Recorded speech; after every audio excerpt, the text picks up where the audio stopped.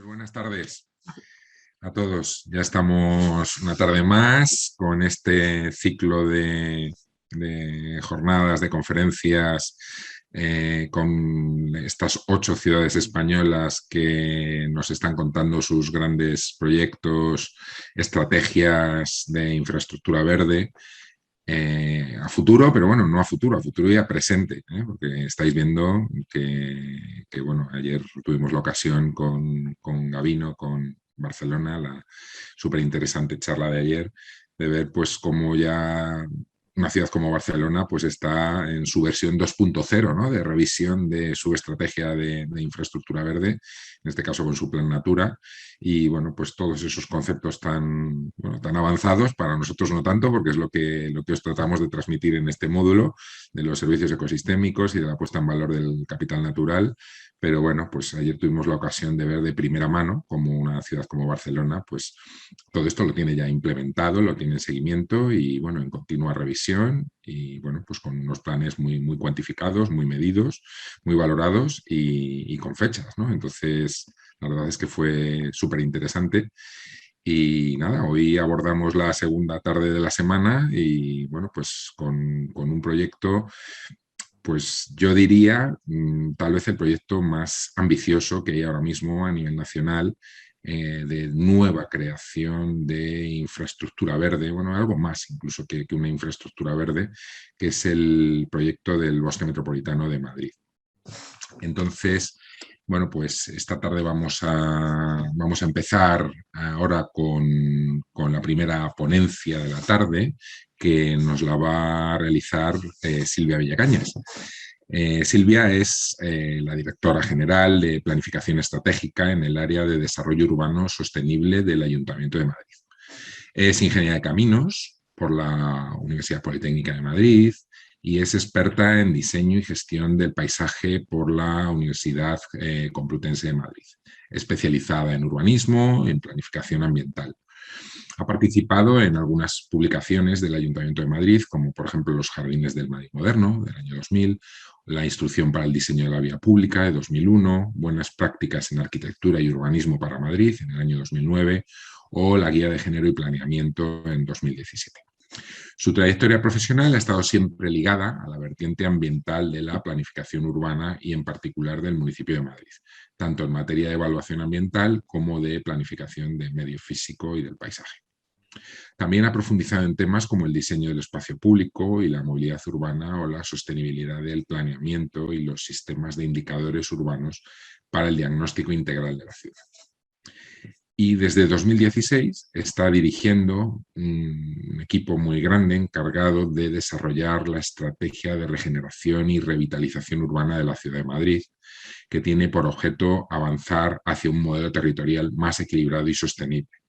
Y bueno, pues en el marco de este ambicioso trabajo, pues se desarrolla el proyecto del Bosque Metropolitano, que nos lo va a contar esta tarde. Así que, bueno, antes de daros paso ya a Silvia, simplemente recordaros que al igual que en jornadas anteriores, el procedimiento que vamos a emplear para las preguntas es que las pongáis en el chat y, bueno, pues yo las voy un poco organizando, ordenando y al final de la charla, en torno a las, bueno, pues 15-20 minutillos antes de las 6, pues abriremos ese debate y le plantearé vuestras preguntas a Silvia. Así que, sin más, Silvia, encantados de tenerte en el máster y deseando que nos cuentes a todos este proyectazo. Muchísimas Muchas gracias. gracias. Gracias a vosotros, gracias José Luis y la oportunidad de este máster en contaros el proyecto que estamos desarrollando desde el Ayuntamiento de Madrid, desde el área de urbanismo. Bueno, van a ser 2 horas que vamos a compartir. Espero, bueno, estructurado un poco la presentación en una serie de apartados. Intentaré contaros un poco en el contexto, con temas que a lo mejor seguramente vosotros en el marco del máster conocéis muy bien, en qué contexto, ¿no? Cómo ha evolucionado el tema de las infraestructuras verdes, la planificación urbanística, para llegar a contar el proyecto y además pues adentrarme un poco en esas cuestiones que en estos 2 años que llevamos desarrollándolo pues nos salen quizá como novedades, como aspectos clave, también dificultades para entender un poco el alcance, ¿no?, del trabajo que estamos desarrollando. También he dejado para un último punto también hablar de las escalas, de otra escala, de la escala más local. Si diera tiempo, pues podemos también hablar de este otro proyecto que es hermano, que forma parte de esa misma estrategia de renaturalización y que es a escala de barrio que le llamamos barrios productores. Así que bueno, en primer lugar el contexto en el que surge, yo creo que lo que sí que puedo decir es que el bosque metropolitano, que es el que veis aquí en esta imagen con el color este verde oscuro, pues surge en un contexto yo creo que muy, muy favorable y muy propicio para que pueda salir adelante, ya que, como vais a ver en la presentación, pues Madrid ha tenido varios intentos de desarrollar un anillo verde, intentos que no han llegado a buen término, y sin embargo yo creo que ahora estamos en unas condiciones buenas para poder desarrollarlo. Creo que el tema del cambio climático ya está en las agendas políticas, ya no hay nadie ningún político, ningún gobierno, ni en la escala local, ni en la regional, ni en la administración nacional, que no tenga un plan de lucha frente al cambio climático, con lo cual es algo en los que tenemos que estar trabajando todos. Hay también un cambio social muy importante. La sociedad está en estos momentos, y creo que debido a la pandemia todavía aún más, concienciada del cambio, de la transformación que necesitan nuestras ciudades. Entonces yo creo que el momento es muy bueno para aprovechar casi, lo hemos entendido como casi la última oportunidad que va a tener Madrid de llegar a tener esta infraestructura. Bueno, en primer lugar voy a hacer una evolución de cómo pienso que ha sido el cambio en esa conciencia ambiental con unas breves pinceladas, ¿no?, de cómo se ha ido modificando el crecimiento o incrementándose la conciencia ambiental. En primer lugar, podemos decir que fue en los movimientos ambientales de los años 60-70 la primera vez que se habla del impacto que tiene la actividad humana en el medio ambiente. Son el informe que realiza el MIT de los límites del crecimiento del Club de Roma en el año 72, yo creo que es un hito muy importante. Más adelante es el informe Brundtland, el que acuña el concepto de desarrollo sostenible. Brundtland es el nombre de la ministra de Medio Ambiente noruega y parece que es un concepto muy importante en el que se habla de tratar de que no generar unos proyectos o de tal manera que estemos anteponiendo nuestras necesidades a las necesidades de las generaciones venideras y comprometiéndolas, ¿no? Yo creo que esto es muy importante a nivel de los ayuntamientos porque empiezan a surgir conjuntamente la Cumbre de Río, las Agendas 21. La Cumbre de Río del año 92, por primera vez se habla de esa, yo creo que más de denunciar la situación, de la necesidad de una acción local, ¿no? Entonces Madrid también y muchas ciudades empezamos a desarrollar planes de acción contra esta situación a favor del desarrollo sostenible y son las agendas de los años 90, las Agendas 21. Naciones Unidas y la Unión Europea yo creo que han sido las instituciones que más fuertemente han estado trabajando, generando iniciativas, documentos que nos han servido de referencia, ¿no?, para este camino. Sin embargo, el ritmo que hemos tenido ha sido mucho más lento del que necesitábamos y así surge en el año 2015 los 17 Objetivos de Desarrollo Sostenible, las agendas urbanas, tanto a nivel de Naciones Unidas como de la Unión Europea, que establecen ya una hoja de ruta clara para conseguir, ¿no?, superar ese grado y medio en 2050, ¿no? Tenemos una hoja de ruta hacia el 2030. Y la novedad que tienen estas agendas es que ya no solamente hablan de medio ambiente, sino que combinan una vertiente también social. Hablan de desigualdad territorial, de pobreza, de vulnerabilidad urbana. De tal manera que la consecución de ese desarrollo sostenible va incardinando estas dos cuestiones. Si bien ya en el año 2013 hay una comunicación de la Unión Europea que habla de la estrategia de las infraestructuras verdes, muy recientemente ha sido la estrategia nacional. En el año pasado el Ministerio de Transición Ecológica ha publicado la estrategia española de infraestructura verde.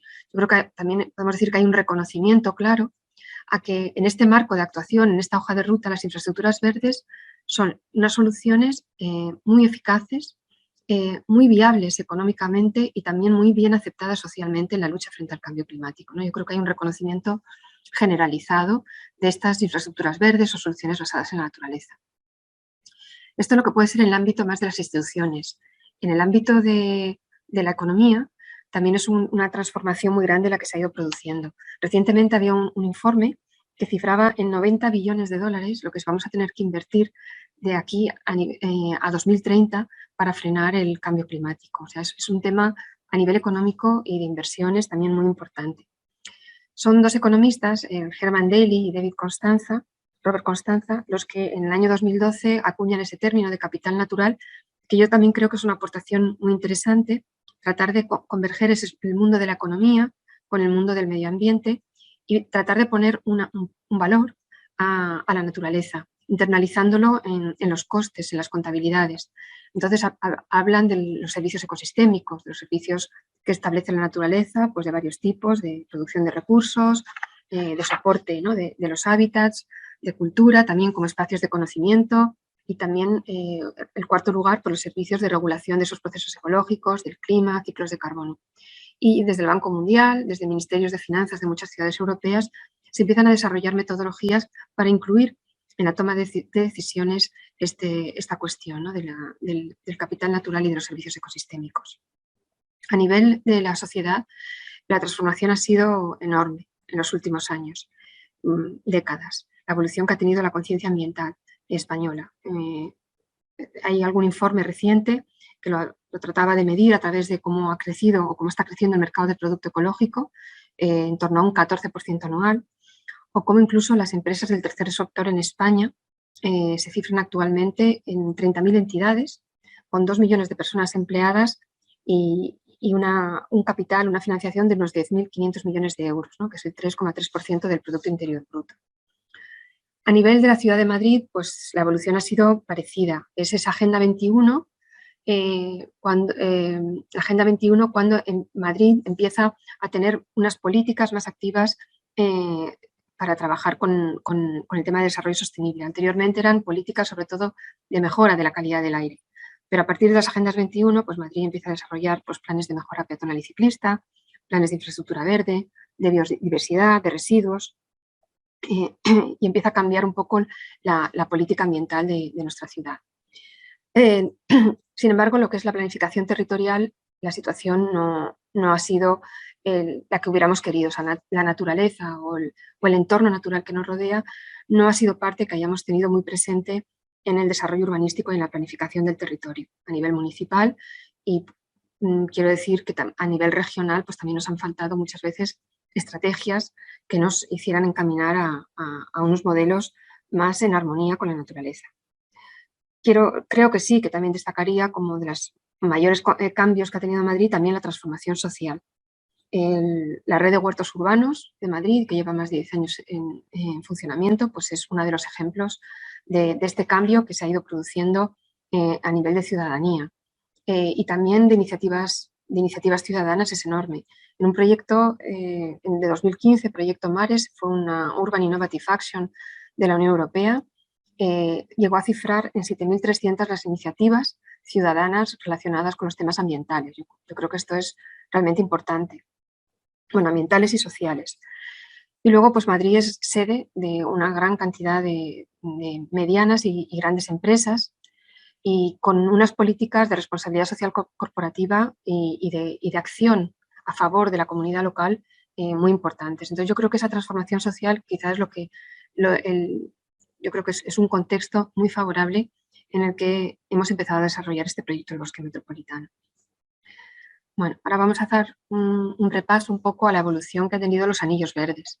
Bueno, yo creo que en palabras de José Fariña, que sabéis que es un arquitecto que ha trabajado mucho, tiene un blog, José Fariña, todos los temas de infraestructura verde, y colaboró con Vitoria en el proyecto de Anillo Verde de Vitoria. Siempre dice que es Frederick Olmsted, el autor del Central Park de Nueva York, quien es el precursor de los anillos verdes. Él, no por el proyecto de Central Park, sino por el proyecto Emerald Necklace de Boston, es la primera vez que se planifica un sistema de zonas verdes interconectadas, que llegan incluso a un entorno fluvial y que se plantean en términos también de conectividad ecológica, pero también conectividad peatonal y de personas, ¿no? Pues yo creo que este es el primer hito. Él además pues introduce el City Beautiful Movement en todo el planeamiento urbanístico, y podemos decir que sí, que es la primera persona que empieza a plantearse estos temas. En paralelo, en Europa, pues hay figuras muy reconocidas, como fue Nicolas Forestier en París, Hegemann en Frankfurt o Helge Born en Estocolmo. Son conocedores de la obra también de Frederick Olmsted y son otras figuras que podemos poner también muy encima de la mesa como autores que aportan mucho también en las ciudades europeas a la generación de este sistema de anillos verdes. Pero sin duda la ciudad que podríamos resaltar por encima de todo es Londres. Londres, en la planificación urbanística de Londres, es muy importante el impulso de Ebenezer Howard al movimiento de ciudad-jardín.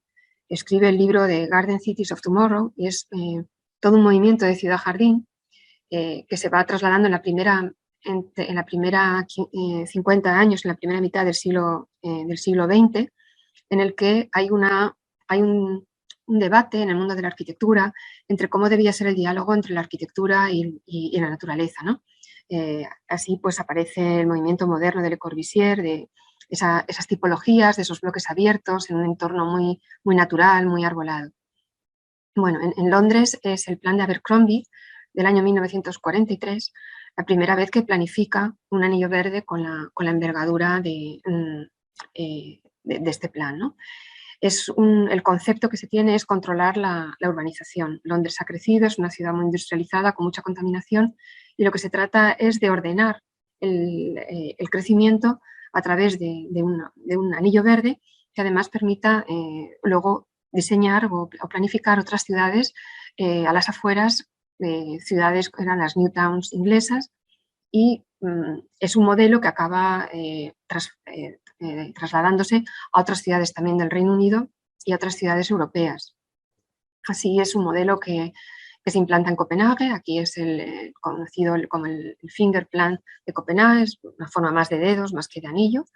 Resaltaría de este plan de Copenhague de cara a un aprendizaje de cara al proyecto del bosque o otros proyectos de infraestructura verde, es que se plantea la regularlo desde un punto de vista jurídico, ¿no? Convertirlo no solamente en un proyecto, sino en una carta, en un proyecto, en una ley que obliga a que los crecimientos sigan incorporando y todos los desarrollos de todos los municipios acaben incorporando esta infraestructura verde, este anillo verde. A su vez, en Frankfurt ocurre algo parecido. También, bueno, el anillo verde, por ejemplo, de Copenhague está en torno a 10.000 hectáreas, el de Frankfurt 8.000 hectáreas, son infraestructuras muy importantes. Frankfurt hace lo mismo, diseña esa carta verde que obliga, incluso en el caso de Copenhague es el ministerio, ni siquiera es el ayuntamiento. En Frankfurt es el ayuntamiento que diseña esa carta verde para obligar a que el desarrollo temporal de estas infraestructuras, que no son inmediatas, vaya siendo acompasado con el proyecto de anillo verde, ¿no? Le dotan de ese rango de ley que hace falta. Y además Frankfurt hace algo nuevo, que es crear una empresa municipal que es para diseñar y para gestionar el anillo verde.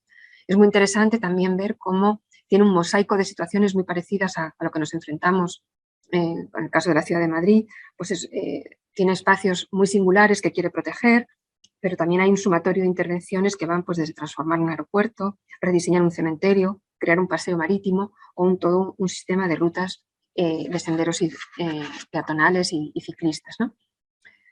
Es en los años 90, con el movimiento ambiental de los años 90, esa cumbre de Río, el que hace realmente resurgir también esos anillos verdes que aparecen a principios del siglo XX. Ya se le pide a estos anillos no solamente esa idea de conexión con la naturaleza o de control de la planificación, el control del crecimiento de las ciudades, sino que ya se le empiezan a pedir todos esos beneficios ambientales que van derivados pues, de mejorar la biodiversidad, de una mejor gestión de las aguas, incluso de eliminar el sellado de suelos y la urbanización, regenerar espacios degradados. Y así es como se plantea el Anillo Verde de Vitoria, que yo creo que es uno de los mayores ejemplos en España pues de estas infraestructuras que surgen con este movimiento de los anillos verdes y con esta visión más amplia, ¿no? de los beneficios que se le pueden pedir. En el caso del Anillo Verde de Vitoria, pues también es un espacio muy presionado por vertederos, industrias, espacios contaminados, y también se enuncia en una clave de recuperación ambiental. También es importante decir que se crea el Centro de Estudios Ambientales, que ha tenido una trayectoria de más de 25 años, inicialmente para impulsar el proyecto y actualmente pues, para gestionar y para hacer evolucionar la infraestructura, pues, con las últimas actuaciones, pues, como es la creación de un jardín botánico o una estrategia específica de biodiversidad o incluso proyectos de horticultura urbana. Bien, entonces lo que podemos decir que nos encontramos ahora es en una situación de enorme madurez de las infraestructuras verdes, ¿no? Como digo, esa comunicación de la Comisión Europea reconociendo el papel de las infraestructuras verdes, ¿no? Beneficios pues, de mejora de la calidad del aire, por fijar partículas contaminantes, disminuyen el efecto de calor, reducen el CO2 mediante fotosíntesis, son capaces también de prevenir las inundaciones y una gestión más sostenible de las aguas de escorrentía, favorecen la biodiversidad. Y en cuanto a beneficios sociales, pues fortalecen el sentimiento de comunidad, el vínculo con la naturaleza y mejoran la salud de la población con unos hábitos mucho más saludables, bueno, de movilidad, de agricultura, de ejercicio físico. Es importante pues, esas agendas urbanas y esos 17 Objetivos de Desarrollo Sostenible de las Naciones Unidas, que ya hablan de las infraestructuras verdes como la solución al cambio climático basada en la naturaleza y hacen ese enfoque de un sistema multiescalar. No estamos hablando solamente a nivel regional, a nivel municipal, estamos hablando de todas las escalas posibles. La naturaleza en los edificios, en parcelas, en calles que se convierten en corredores ambientales, en espacios urbanos, en los sistemas agroalimentarios. O sea, es un sistema, como digo, con un rango muy variado en cuanto a las escalas. Y luego yo creo que tenemos dos retos fundamentales y es enfocarnos no solamente a la salud del planeta, yo creo que cuando generamos esa complicidad con los proyectos de infraestructura verde entre la población, hablamos no solamente de cambio climático, de pérdida de biodiversidad, esos problemas a escala planetaria, sino que hablamos de la salud de las personas.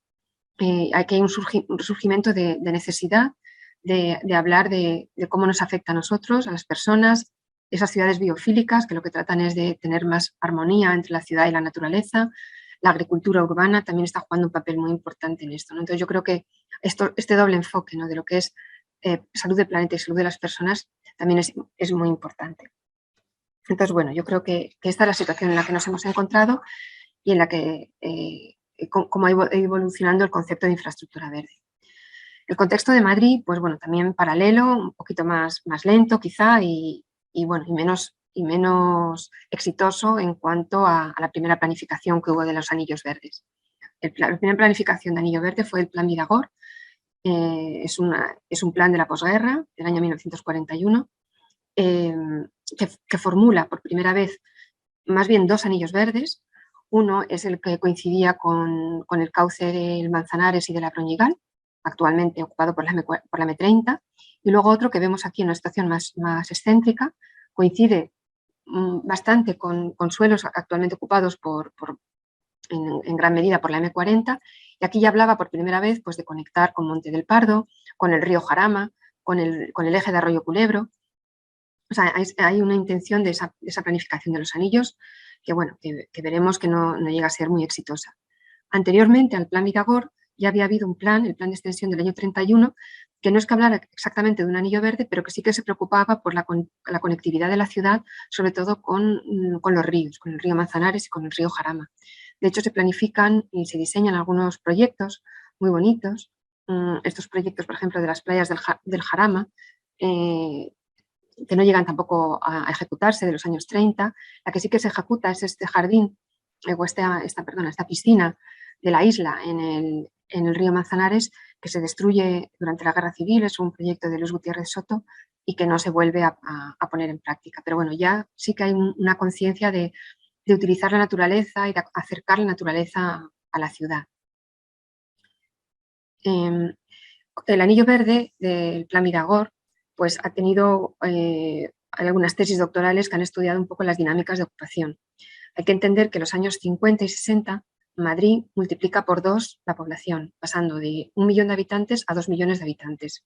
Es un proceso de inmigración del campo a la ciudad sin precedentes. Nunca Madrid ha tenido un crecimiento tan rápido y tan exponencial. Y entonces se empiezan a desarrollar programas, sobre todo de vivienda, un plan de urgencia social para proporcionar vivienda a toda la población que llega a la ciudad y también una red arterial nueva. una red arterial con infraestructuras de carreteras para permitir el acceso a todos estos nuevos barrios. Entonces, todos estos suelos que habían empezado a expropiarse para la creación de estos anillos se sustituyen y se empiezan a ocupar pues, por otros usos proveedores pues eso, de vivienda, servicios y infraestructuras para la ciudad. Estas son las tipologías predominantes en estos planes de urgencia social que se desarrollan con esa idea, ¿no? del movimiento moderno, de tipología de esos bloques abiertos en donde hay muchos espacios libres que acompañen de naturaleza a los nuevos barrios. Y bueno, y tenemos que llegar al plan del 85, al plan del 97. El plan del 85 es el primer plan con la llegada de los ayuntamientos democráticos que se redacta y que se aprueba.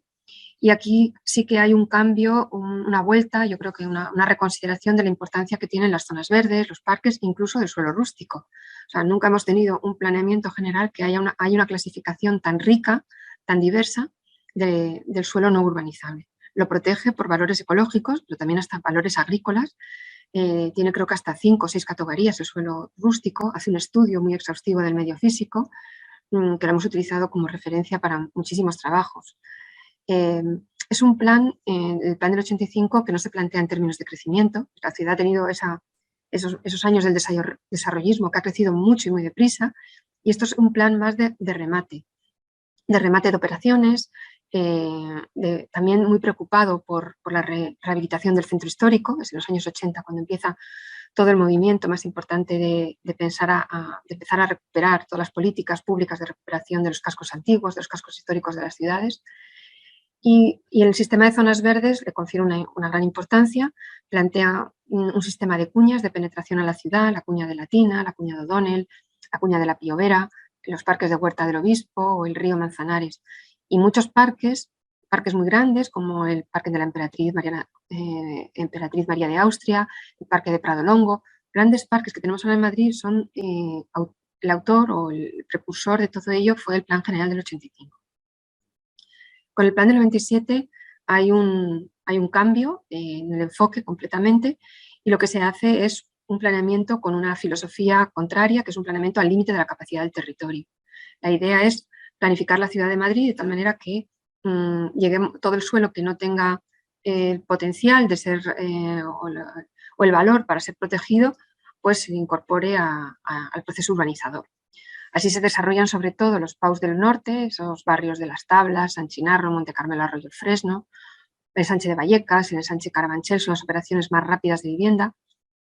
Son operaciones muy grandes, con muchas viviendas, donde normalmente las zonas verdes han tenido un papel un poco marginal. Se han situado en los bordes de las infraestructuras, pero no han tenido ese papel tan central y tan organizador del modelo urbano como en otros planes, ¿no? Como el plan del 85. Aquí quizá la excepción sea Valdebebas. Valdebebas es uno de los grandes parques que se crea con el plan del 97, ¿no? Y luego también tenemos los desarrollos del sureste, donde se ralentizan en el tiempo, con motivo pues, de crisis económicas, de diferentes vicisitudes también de tipo administrativo que han tenido estos planeamientos y que ahora se ponen en marcha y donde desde el punto de vista del proyecto Bosque Metropolitano pues también hemos puesto la mirada y estamos tratando también de integrar y de ponerlo como parte del proyecto todos los suelos que forman parte de la estructura de espacios libres y de zonas verdes. Bueno, estas son algunas imágenes pues, de esos grandes parques que se crean en Madrid con el plan del 85. Esta es la Cuña de Latina. Este es el Parque del Cerro del Tío Pío. Estos parques tienen estos modelados, ¿no? En forma de lomas, alomadas, porque una de las cosas que hace también el plan del 85 es la remodelación de muchos barrios. Ese plan de urgencia pues, edifica muchos barrios o poblados mínimos, poblados de absorción de una manera muy rápida, incluso con una calidad muy baja, y en los años 80 se remodelan. Muchos de esos escombros son la base de estas topografías, ¿no? Que aparecen en estos parques de Madrid. El Parque de Juan Carlos I. Bueno, y aquí me paro un poco, porque este es uno de los grandes parques de Madrid, el Parque Madrid-Río, pero que sin embargo no proviene de ninguna planificación, de ningún plan general. Y yo creo que esto marca un hito también en la mirada que la ciudad de Madrid está teniendo respecto a la infraestructura verde. Yo creo que podemos decir que casi es la primera pieza de toda esta infraestructura verde que estamos desarrollando también hoy en día, ¿no? Yo creo que el tratar de pensar que el modelo de la ciudad no tiene que estar condicionado con una autovía como fue la M30, ¿no? Y convertirlo en un gran parque y cambiar la relación de la ciudad con el río, pues fue un hito muy importante. Hay que decir que en estos años, a principios del siglo XXI, el urbanismo que se está empezando a hacer en otras ciudades europeas está cambiando bastante.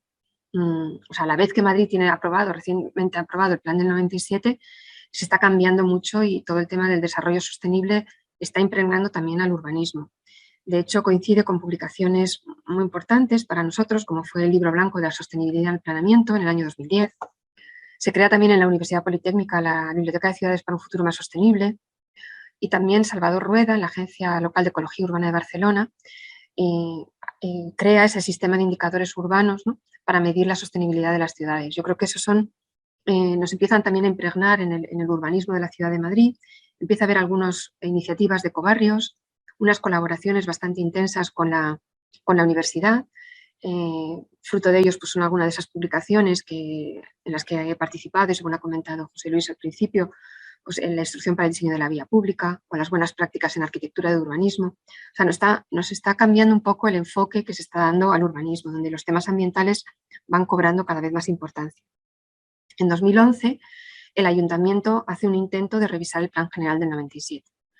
Intentando tratar de adaptarlo a los nuevos tiempos y a estos nuevos parámetros más de diseño de la ciudad.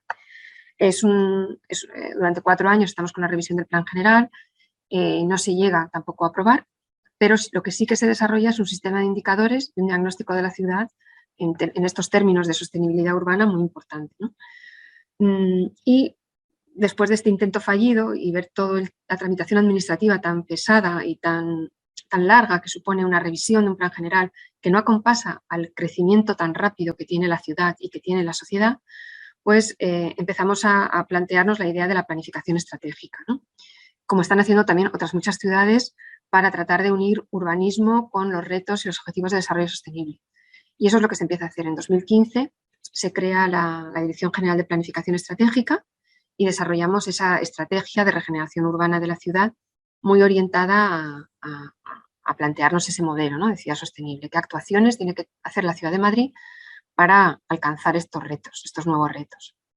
Lo que conllevó esa estrategia fue un proceso también muy importante de participación ciudadana.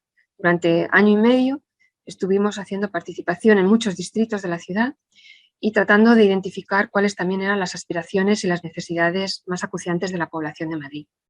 Nosotros al principio íbamos con una idea, de decirlo, o sea, metodológicamente empezamos a diseñar una serie de redes.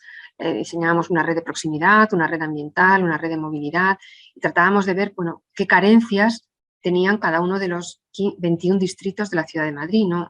Porque muchas veces la política que hemos hecho en Madrid está muy enfocada a las áreas centrales y hemos dejado algo olvidados, ¿no?, los distritos más de la periferia. Entonces, nuestro objetivo era tratar de estudiar cada uno de esos distritos y ver qué actuaciones poner en marcha. Entonces, bueno, con ese modelo llegamos y con todos estos indicadores, lo que diseñamos fue ese programa de acción. Un programa de acción que tenía varios ejes. Uno ha sido la rehabilitación de los barrios, otro ha sido también potenciar la centralidad periférica, utilizar un modelo un poco más periférico, dando ese valor a algunos distritos que a lo mejor llegan a ser como ciudades medianas, ¿no? 300.000 habitantes tiene Carabanchel, es como una ciudad mediana española. Entonces, bueno, esa idea de la centralidad urbana y de reactivar la economía en los distritos de la periferia era otro programa. También ha tenido un programa específico de movilidad y espacio público, y nosotros inicialmente no teníamos en nuestra idea el poner un tema de regeneración o de recuperación ambiental, actuaciones ambientales, y realmente fue una demanda que nos desbordó. Raro era la jornada a la que asistíamos o el taller con los vecinos que no se planteara la necesidad de crear corredores verdes, itinerarios para conectar con zonas verdes y con entornos periurbanos, porque además estábamos en los distritos de la periferia y todos nos contaban la importancia que tenía Cerro Almodóvar o que podía tener Valverde o el Monte del Pardo. Bueno, todo acabó confluyendo en tener un programa específico de acciones ambientales, ¿no? Entonces yo creo que cuando llega el año 2019, el nuevo equipo de gobierno, con las elecciones de 2019, y nos plantea el reto del bosque metropolitano, yo creo que nos encuentra en una situación también desde el punto de vista de los trabajos internos que habíamos ido desarrollando en la Dirección General de Planificación Estratégica, muy bueno para poder abordar este nuevo proyecto, ¿no?, tan estratégico y que además tiene sentido planteado desde la planificación, porque como ya veréis, bueno, afecta, ahora os explicaré un poquito el proyecto, encontramos situaciones urbanísticas muy diferentes. O sea, no es un proyecto que a lo mejor enunciado de esta manera, ¿no?, que es el bosque metropolitano, ese cinturón forestal que está en una situación de borde urbano y que se apoya en zonas verdes existentes, también en suelos que están pendientes de planificación. Algunos ya están planificados y no están ejecutados, otros están sin planificar. En fin de cuentas, nos encontramos, nos apoyamos en suelos en diferentes situaciones urbanísticas, y también en el suelo no urbanizable. Y lo que queremos, sobre todo, es un proyecto en términos de continuidad ecológica, naturaleza forestal, y bueno, siempre se planteó desde el principio como una actuación de lucha frente al cambio climático, de reducción de la isla de calor de la ciudad de Madrid. Bien, el proyecto nunca lo planteábamos como un problema de Madrid en términos de ratio de zonas verdes por habitante. La dotación de zona verde por habitante de Madrid es bastante elevada, es de 22 en cuanto a 22 metros cuadrados de zona verde por habitante, y las recomendaciones de la Organización Mundial de la Salud sitúan entre 10 o 15 metros cuadrados, con lo cual lo cumplimos sobradamente, y de hecho en el ranking de ciudades españolas pues estamos en una posición quinta, lo cual realmente está bastante bien. Con lo cual el proyecto no se plantea en términos de mejorar el estándar, sino sobre todo el mayor reto es implantar una infraestructura verde con prácticamente todo el territorio ordenado, ¿no?, buscar esas oportunidades todavía existentes. Bien, el conjunto del anillo verde son 35.000 hectáreas. El 88% de la superficie actualmente existe. Estamos hablando del Monte del Pardo, del río Manzanares, de la Casa de Campo, de parques como el de Valdebebas o Juan Carlos I. Son zonas verdes existentes, pero aún así todavía tenemos unas 4.390 hectáreas donde podemos intervenir. Son esas áreas de intervención que aparecen como en color naranja en el plano, ¿no? Las hemos dividido en unas 35 unidades de análisis para abordar el proyecto. El potencial que hemos estimado en unos números un poco groseros, ¿no?, iniciales, de qué potencial podríamos tener de plantación, estaría en torno a 1 millón de árboles. En arbustos pues podríamos estar hablando de 10 millones de arbustos para plantar en los próximos 10 años. Es un proyecto que nos lo planteamos a 10 años. Es una inversión cercana a los más de 200 millones de euros. Estamos invirtiendo a un ritmo de 22 millones anuales en el proyecto, y bueno, se tiene que sumar también no solamente la inversión municipal, sino de las juntas de compensación, que tienen también obligaciones urbanizadoras, ¿no? Entonces, bueno, podemos plantar esta cantidad de árboles. 1 millón de árboles es multiplicar, o sea, es una quinta parte de los árboles existentes actualmente en la ciudad de Madrid, y lo que permitiría pues tener una capacidad de absorber hasta 400.000 toneladas de CO2 anuales. Bien, el proyecto lo dividimos en 5, hablábamos de 5 lotes, 5 ámbitos, con unos objetivos algo diferentes cada uno de ellos. El primer ámbito le llamamos entre montes naturales, porque realmente es un ámbito, un territorio que está entre Monte del Pardo, Soto de Viñuelas, Monte de Valdelatas, donde aquí el mayor reto pues era con un espacio de un alto valor ambiental, conseguir realmente compatibilizar esa necesidad social de ocio y naturaleza que tienen todos estos barrios que han crecido hasta el límite con la M40, con la protección adecuada ambiental a todo este espacio. El lote 2 es un lote que habla sobre todo de unir parques urbanos, es el tramo más urbano de todos, donde estamos conectando esos grandes parques. Todavía queda alguna pieza, como es la nueva Centralidad del Este, que también queda pendiente de ordenar, pero son los grandes parques de Valdebebas, Juan Carlos I, Valdebernardo, Cuña de O'Donnell, Cerro Almodóvar. Y aquí, bueno, pues el proyecto es en términos sobre todo de conectividad, ¿no?, conectividad de parques. El lote 3 es el lote que corresponde a esos desarrollos urbanísticos de Cerros, Cañaveral, Aijones, Berrocales, Valdecarros. Son esos 5 o 6 ámbitos de los nuevos desarrollos urbanísticos de la ciudad de Madrid, donde van a llegar unos 300.000 habitantes en los próximos años y realmente debemos de diseñar ese bosque metropolitano, casi 1.000 hectáreas, ¿no? en este lote.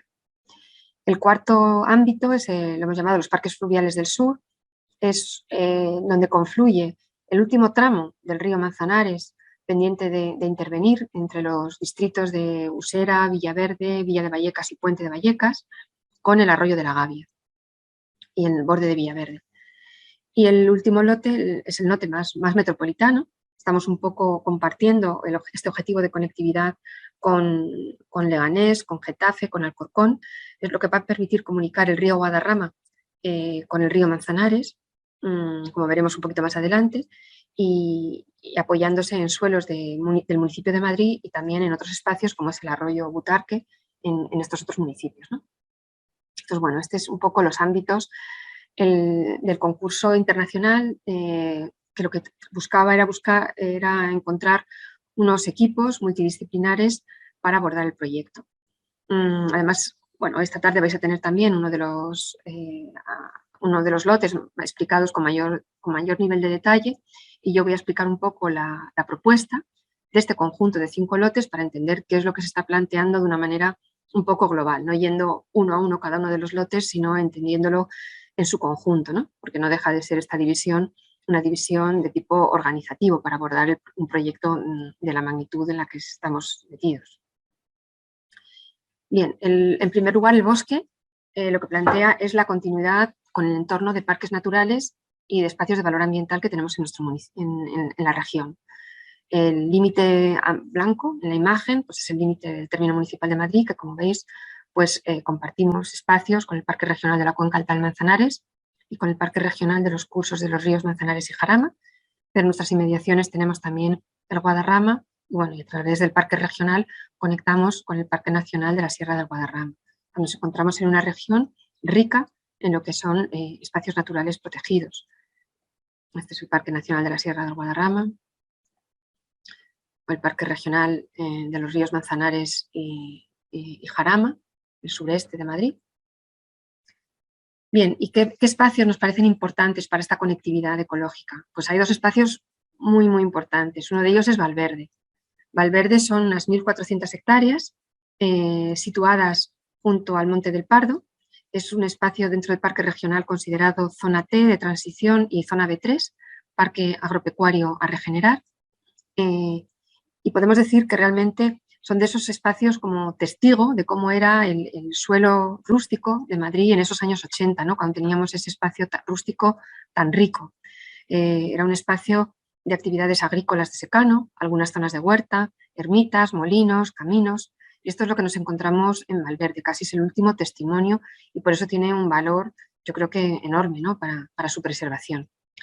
Además tiene un valor ornitológico muy importante. Hay unas especies pues, de la águila real, también aves nocturnas, aves rapaces nocturnas, a escasos metros de la ciudad de Madrid, ¿no? De kilómetros.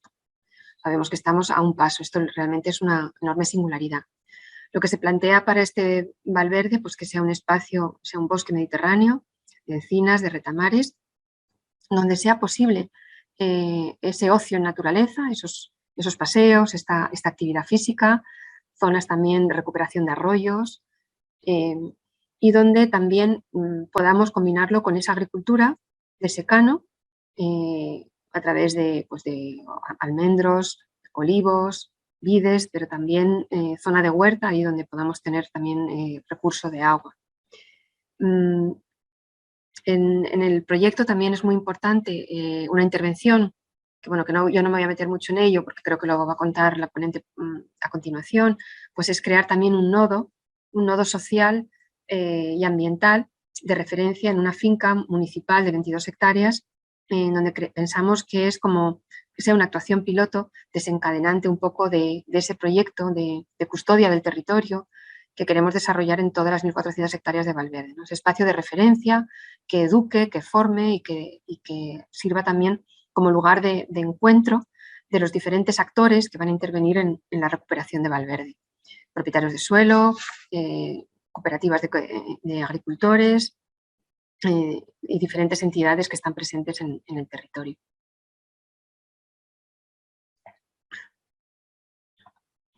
Bien.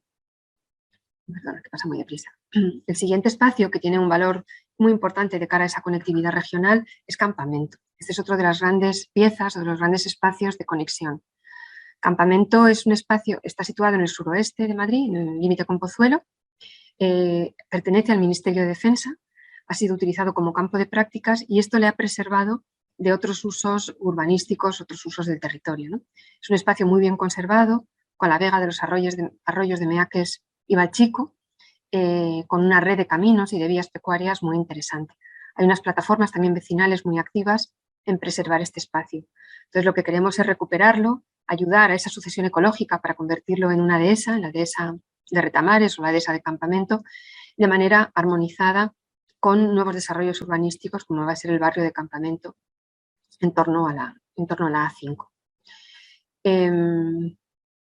Esta conectividad, pues como digo, es muy importante esta pieza. Aquí tenemos la casa de campo, hay suelos de Alcorcón, de Pozuelo, de Boadilla, que nos permiten, calificados como suelos no urbanizables o zonas verdes, que nos van a permitir llegar a Guadarrama. Como vemos, la casa de campo nos llega hasta el centro de Madrid. O sea, esto sería realmente una salida directa al campo, a la naturaleza, y una entrada, según se vea, una entrada de biodiversidad, ¿no? y de naturaleza a la ciudad de Madrid. El bosque también pondrá en valor el paisaje de yesos del sureste y de cerros. El sureste de Madrid tiene una grafología ligada al yeso, también con una morfología debida a algunas capas de sílex, capas muy duras, que dan lugar a esta morfología de cerros, de cantiles, muy característica. Además, suelen ser espacios que tienen un interés botánico. Encontramos especies endémicas de la península ibérica y, bueno, pues nos parecen lugares que poner en valor, con un paisaje bastante diferente al que encontramos en el norte, pero también interesantes para integrar en el bosque. Aquí tenemos pues, el Cerro de Almodóvar, Cerro de la Herradura o los Cantiles del Manzanares.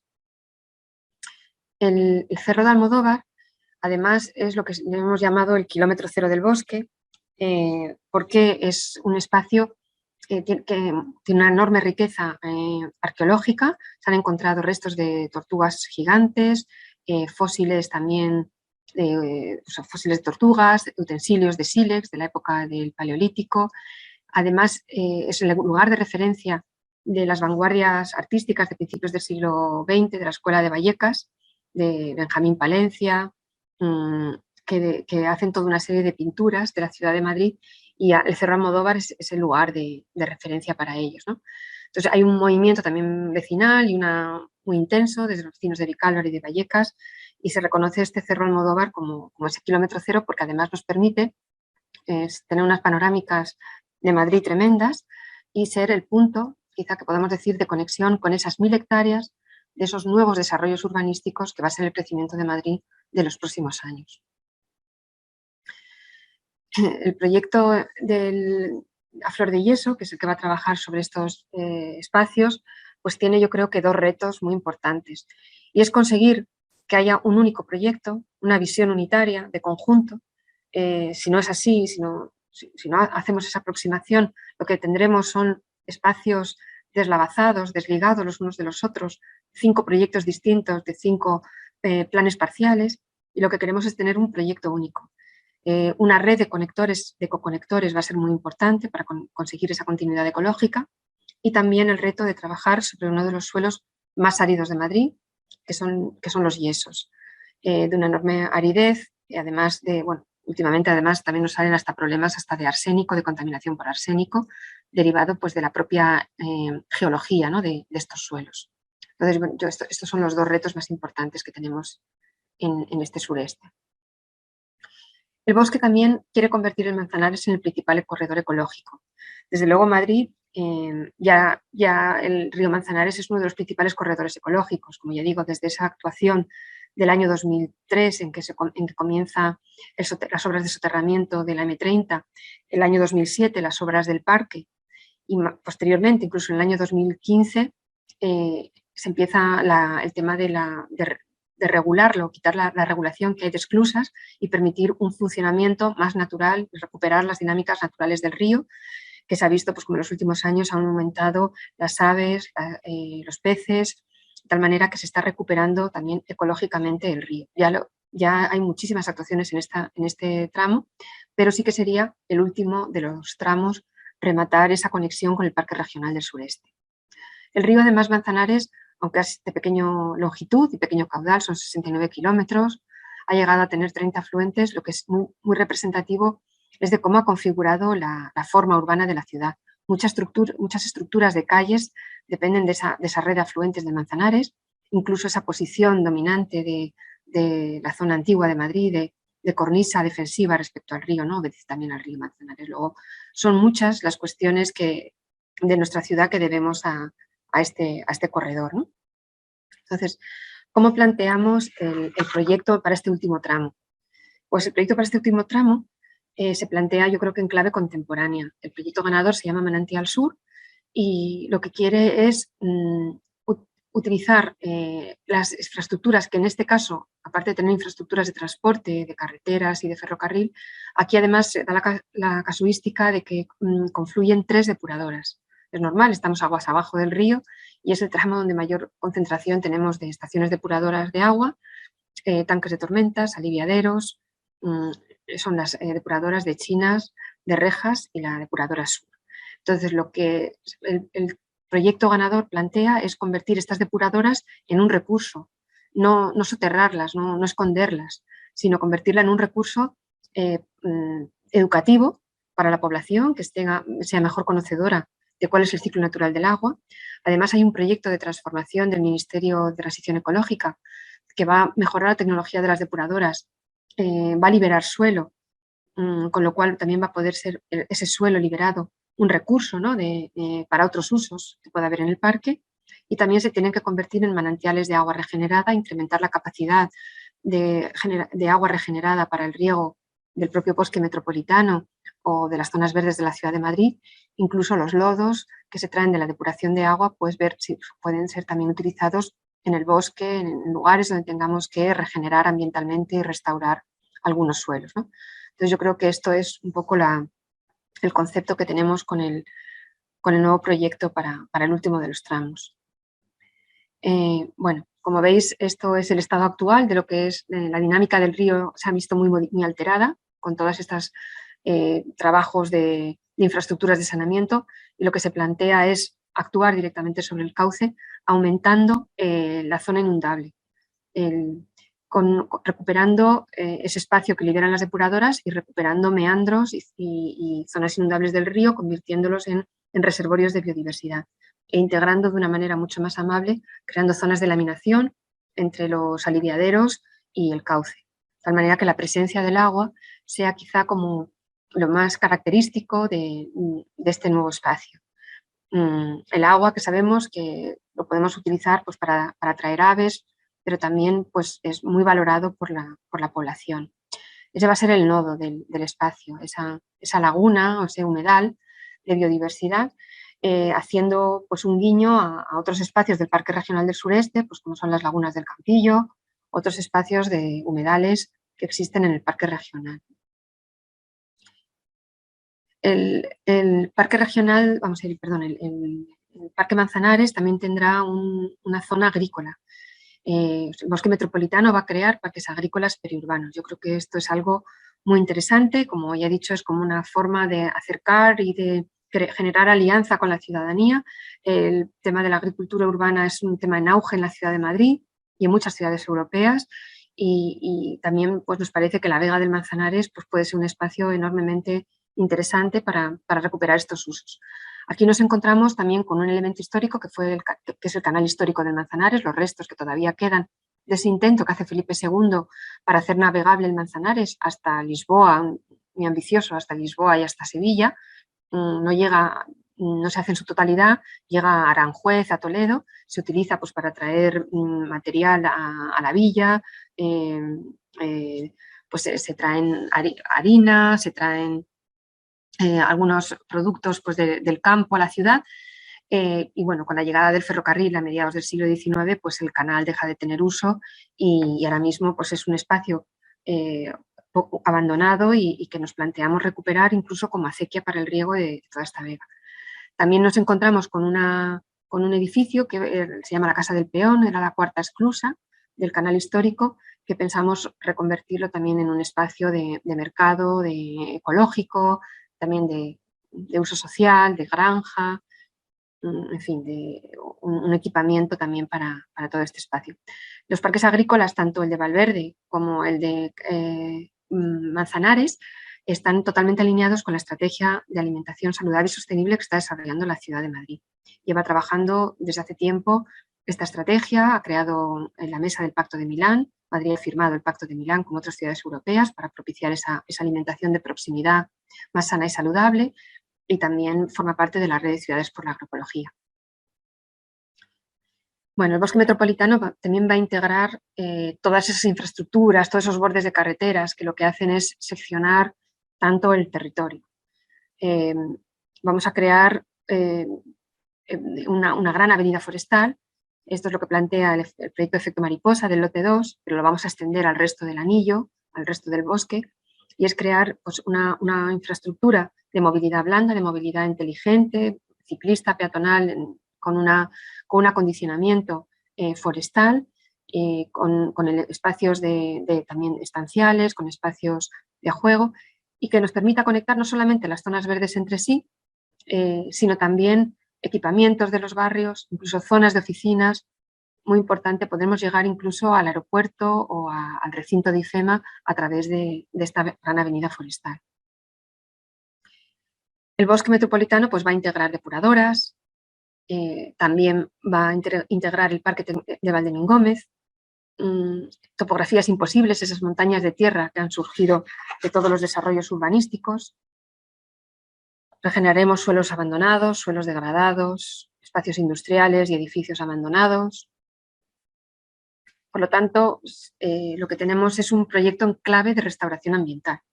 Desde las actuaciones que ya estamos haciendo, que luego os mostraré, tenemos en marcha 9 actuaciones piloto en suelos municipales disponibles, pues son siempre en clave de restauración ambiental. Es muy importante el cómo estamos manejando el suelo. Desde el principio nos planteamos pues, técnicas de aporte de tierras para mejorarlo, trabajar todo con planta forestal, planta alveolar en su mayor medida, el 80% de las plantas que estamos introduciendo son plantas alveolares, vegetación autóctona, el 20% pues, es una planta de mayor porte, sobre todo para aquellos espacios que están más cercanos a zonas utilizadas por la población o a esas avenidas. También queremos reducir mucho el uso del agua, por ahora riegos esporádicos en la implantación y durante los meses de verano. También estamos utilizando técnicas de bioingeniería. Estamos, por ejemplo, en Anillo Verde de Villaverde, estamos creando esos reservorios de biodiversidad. Nos parece que es un lugar con unas condiciones ambientales muy malas y tratamos de crear esas lagunas para convertirlos también en lugares atractivos para la población. Estamos utilizando tecnología Medland, una tecnología de biofiltros, de tal manera que con plantas podamos utilizar un agua regenerada con unas condiciones de calidad realmente muy buenas para integrarlo en un espacio utilizado, un espacio público. Esto es un proyecto piloto, no hemos utilizado esta tecnología en ningunos otros espacios, lo estamos hablando con la Dirección General de Zonas Verdes. Les parece bastante interesante también integrar quizá en algunos otros parques de la ciudad de Madrid esta tecnología. Nos planteamos también cuestiones como utilización, en lugar de las técnicas más habituales que veníamos empleando, pues utilizar entramados de madera, troncos, de tal manera que sirvan para sostener taludes, para recuperar zonas con cárcavas. Aquí, bueno, me voy a parar un poco porque realmente a lo mejor son técnicas que en el mundo forestal son muy habituales, pero lo que es la práctica habitual del ayuntamiento no es así. De hecho, nosotros estamos trabajando con unos contratos que teníamos para realización de obra y realmente todo esto es un cambio en las inercias y en las formas habituales que tenemos de trabajar, ¿no? Es decir, cuando tenemos que sujetar un terreno, lo hacemos de la forma más eficiente, ¿no? Con unas estructuras, estructuras metálicas. Toda la tecnología que utilizamos es como la más segura, la que estamos habituados a utilizar, ¿no? Entonces, esto de tratar de reducir el riego, o sea, intentar aplicar estas técnicas forestales, pues todo esto va llevando a un cambio, a ir modificando las inercias que veníamos teniendo pues, con las formas que teníamos de trabajo habitual. También estamos implantando los jardines de lluvia y puedo decir que además esta es una de las primeras actuaciones, esta es la primera actuación que hacemos en Campo de las Naciones y fue un aprendizaje para todos, para nosotros y para la empresa que estaba aquí trabajando. De hecho, está haciendo otro de los trabajos ya en Aravaca y ya, pues bueno, lo tiene totalmente introducido en su forma de planificar desde el principio el diseño, ¿no? Esto, a lo mejor, la idea de los jardines de lluvia, pues es tratar de crear estas grandes cuencas, ¿no? Hacer con el relieve que tenemos, aprovecharlo para poder plantar especies pues, más frondosas, más higrófilas, en esos lugares que se almacena el agua. Y no estar solamente utilizando pinos, encinas o retamas, sino poder ir aquí a otro tipo de especies pues, que también dan color, dan frondosidad e interés estacional a todo el bosque. Entonces, bueno, yo creo que esto es un aprendizaje de todos. Bueno, a lo mejor de los jardines de lluvia dices casi son técnicas tradicionales hasta de los jardines árabes, ¿no? De cómo elevas los caminos respecto a las zonas en las que plantas, pero bueno, que no son cosas inmediatas y que ha habido que ir introduciéndolo poco a poco en los diferentes proyectos que vamos desarrollando. El bosque también quiere generar un montón de equipamientos. Estamos hablando de 12 equipamientos ya planificados que pueden ir pues, desde viveros forestales, mercados de producto ecológico, escuelas de oficio del yeso, escuelas de pastoreo, incluso se habla pues, de un espacio de mercaflor, equipamientos también más sociales. Lo que queremos realmente con ello es que cambiar también un poco la concepción de la conservación, que no sea un proyecto que todo lo conserva el ayuntamiento, sino que puedan entrar esas iniciativas ciudadanas, esas empresas, esas fundaciones que formen parte de la gestión del bosque, ¿no? Pensamos que es crear un proyecto más innovador también en las formas de gestión y más contemporáneo, aprovechando realmente esa sociedad que tenemos ahora mismo tan rica, tan preparada para aportar, ¿no? Entonces creemos que los equipamientos también será una seña nueva de este nuevo proyecto Bosque Metropolitano y que nos ofrezca oportunidades también de empleo, ¿no? De empleo, de innovación, de un uso diferente del espacio. Y bueno, quizá por último decir que el bosque yo creo que va a cambiar la identidad que tenemos de la ciudad de Madrid, ¿no? Cada vez que vemos imágenes de Madrid, pues es la calle Alcalá, la Cibeles, ese centro, ¿no? Y lo que realmente nos está enseñando todos estos lugares en los que estamos trabajando es un lugar de grandes vistas. O sea, el Madrid lo vamos a empezar a ver de otra manera, ¿no? Nos va a cambiar, yo creo, vamos a cambiar la relación que tiene la ciudad con su entorno. Bueno, Valverde, Campamento, O'Donnell, obras en Campo de las Naciones, todos Villaverde, todos son espacios desde los que divisar la ciudad y el territorio, ¿no? Yo creo que esto es una de las cosas más bonitas del territorio en el que estamos interviniendo y realmente, como dije en alguna de las charlas que he dado, dices, ojalá también sea el lugar desde donde ver esa transformación hacia un desarrollo más sostenible de toda la ciudad de Madrid, ¿no?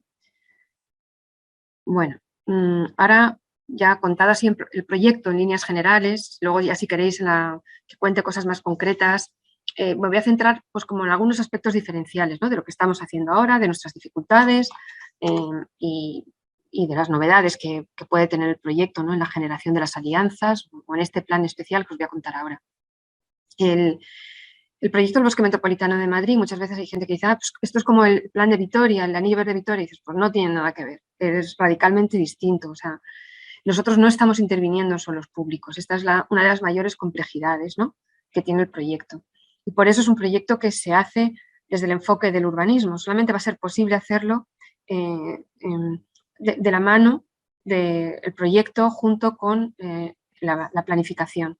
Y pensamos que esta figura de ese plan especial de protección de la infraestructura verde, que nos habilita la ley del suelo, de la Comunidad de Madrid, con esta finalidad, pues es lo que vamos a poner en marcha. Porque tenemos distintos tipos de suelo. Tenemos desde suelos no urbanizables, donde podemos reservar a través de este plan especial un terreno para posible adquisición por parte del ayuntamiento. Y también regular una nueva figura, que es ese parque periurbano, en donde podamos regular esas formas de gestión con los propietarios, esos usos, esa nueva componente que va a tener social y ambiental estos espacios, ¿no? Luego tenemos suelos urbanos dotacionales, que serán zonas verdes, serán equipamientos, y ahí daremos directamente condiciones vinculantes de cómo ha de ser la urbanización, incluso haremos los proyectos y cómo tiene que ser la edificación, ¿no?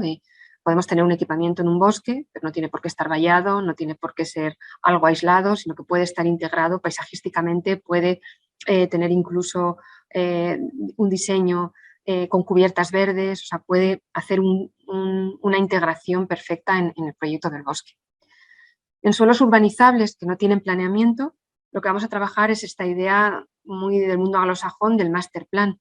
No, será necesario que desarrollen el planeamiento para poder luego ejecutar esas zonas verdes, pero sí que nosotros vamos a generar ese master plan de decir, vamos a poner las condiciones para que cuando se desarrolle ese planeamiento tengamos garantizado que esta zona verde va a existir, que esta conectividad verde va a existir y que el proyecto va a seguir, ¿no? Esto nos parece fundamental para estos 10 años de desarrollo que prevemos. Y en suelos urbanizables que tenemos el planeamiento aprobado, pues estamos haciendo un trabajo minucioso de colaboración de la mano de las juntas de compensación para tratar de llegar a tener los mejores proyectos, ver en qué medida podemos mejorar esos proyectos de urbanización, cómo las obras que se están haciendo, ese cambio de mentalidad, ese cambio de las inercias, también los podemos tener. El movimiento de las tierras que hacemos es muy importante, la sección de las calles que hacemos es muy importante, los ecoductos que planificamos, la sección de esos ecoductos, de esos pasos, también son muy importantes. Tenemos que dar unos criterios comunes y verlo con una visión global. Y eso es un poco esos 4 objetivos específicos y diferenciados en una categoría de suelo es lo que vamos a arbitrar a través de un plan especial. Bueno, este es un poco el plano en que vemos las diferentes categorías de suelos que tenemos. Y esto es, bueno, pues un poco una matriz de cuáles serían los proyectos más relevantes que vamos a tener en cada categoría de suelo, ¿no? Pues en el suelo urbano consolidado, casi el proyecto más importante que vamos a desarrollar es ese Manzanares Sur. También hay muchos bordes de infraestructuras donde vamos a intervenir. En el suelo en desarrollo, que tiene el planeamiento aprobado y que está desarrollado, son ese bosque de 1000 hectáreas que tenemos en el sureste. En el suelo urbanizable, que todavía no está sectorizado, tenemos 2 ámbitos muy importantes, que son campamento y el urbanizable 407 y el UNP 403 de Rejas o la nueva Centralidad del Este. Y en el suelo no urbanizable, pues desde luego tenemos todo el ámbito de Valverde y todo ese bosque que podemos generar en la confluencia de Getafe, Alcorcón, Leganés y Madrid. Bien, podemos decir en términos así, en números grandes, el 30% del suelo de esas 4.300 hectáreas de actuación, pues es un suelo disponible a reforestar. Aquí en color naranja o rojo, pues estarían los suelos que va a reforestar el ayuntamiento y los suelos amarillos son los suelos que son obligación de las juntas de compensación sobre forestación. El 20% son suelo donde vamos a imponer condicionantes al planeamiento para que el desarrollo futuro garantice también el desarrollo del bosque de manera armoniosa con la infraestructura verde. Y un 50%, esto es una característica muy particular, el 50% es suelo periurbano. Esos suelos que cuando estábamos planificando en esos planes generales no tenían la importancia porque no son espacios para la urbanización, ¿no? Ese planeamiento más orientado a proveer de servicios, de suelo para vivienda, de suelo para equipamientos, para infraestructuras, pues este suelo no tiene esa importancia, pero sin embargo ahora es vital para la conectividad ecológica. Entonces es fundamental que podamos trabajar sobre estos suelos para conseguir el anillo verde del bosque metropolitano. Bueno. Ahora os quería también dar un repaso, como voy de tiempo, sí, un poco a otra de las cuestiones que para nosotros está siendo muy importante y es la generación de alianzas. Casi tan importante como la parte técnica de diseñar los proyectos, de diseñar las obras, de redactar el planeamiento del plan especial, pues es toda la actuación de comunicación, participación, gobernanza y generación de alianzas que está teniendo el proyecto. Esto realmente es un trabajo enorme, nos está desbordando. Tiene una parte positiva y es ver la enorme aceptación que está teniendo el proyecto en muchos sectores, ¿no?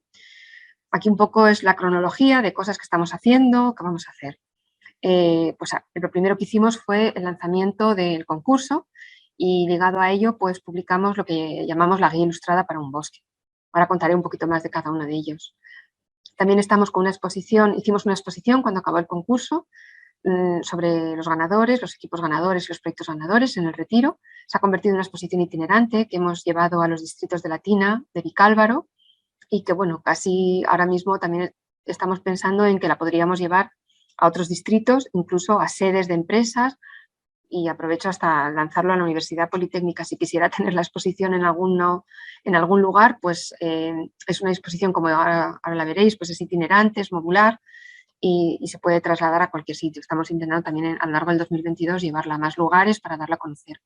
Vamos a hacer una publicación sobre el concurso, que yo creo que es el momento como más rico, ¿no?, en ideas. Ahora estamos en un momento de enorme importancia porque los estamos desarrollando los proyectos y se están cambiando sobre la marcha con toda la participación que estamos haciendo, pero lo cierto es que el momento del concurso nos parece un momento importante para hacer esa publicación sobre el bosque. Vamos a llevar al año que viene, sobre todo, una campaña de comunicación más intensa de lo que, bueno, ahora mismo hay banderolas, hay MUPIs por la Ciudad de Madrid, pero vamos a intensificar un poco la comunicación. Estamos haciendo ya, y vamos a hacer más a lo largo de 2022, plantaciones vecinales y con empresas. Queremos incrementar también la participación vecinal e iniciar todos los temas de custodia del territorio. La coordinación administrativa es otro de los trabajos que llevamos, bueno, casi un año de coordinación administrativa con un montón de administraciones que trabajan en el territorio, como es ADIF, AENA, demarcación de carreteras. Bueno, todos hemos hablado con IFEMA, con propietarios de suelo. La coordinación es el Ministerio de Transición Ecológica, lo que también nos está llevando gran parte de nuestro tiempo. Y luego también el apoyo de la universidad es algo que queremos también seguir trabajando. Bien, este es un poco el mapa de agentes.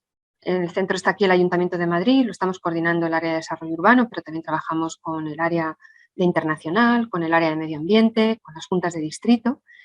Estamos trabajando con ayuntamientos limítrofes, como digo, la coordinación con la universidad, con vecinos, con empresas sociales, con juntas de compensación, propietarios de suelo, colegios profesionales, empresas privadas y otras administraciones. O sea, yo creo que un proyecto de estas características no es posible hacerlo desde un único de estos actores. O sea, siempre son proyectos transversales, proyectos multiactor, ¿no? Todos los proyectos estratégicos sobre todo a nivel, yo creo que de desarrollo sostenible.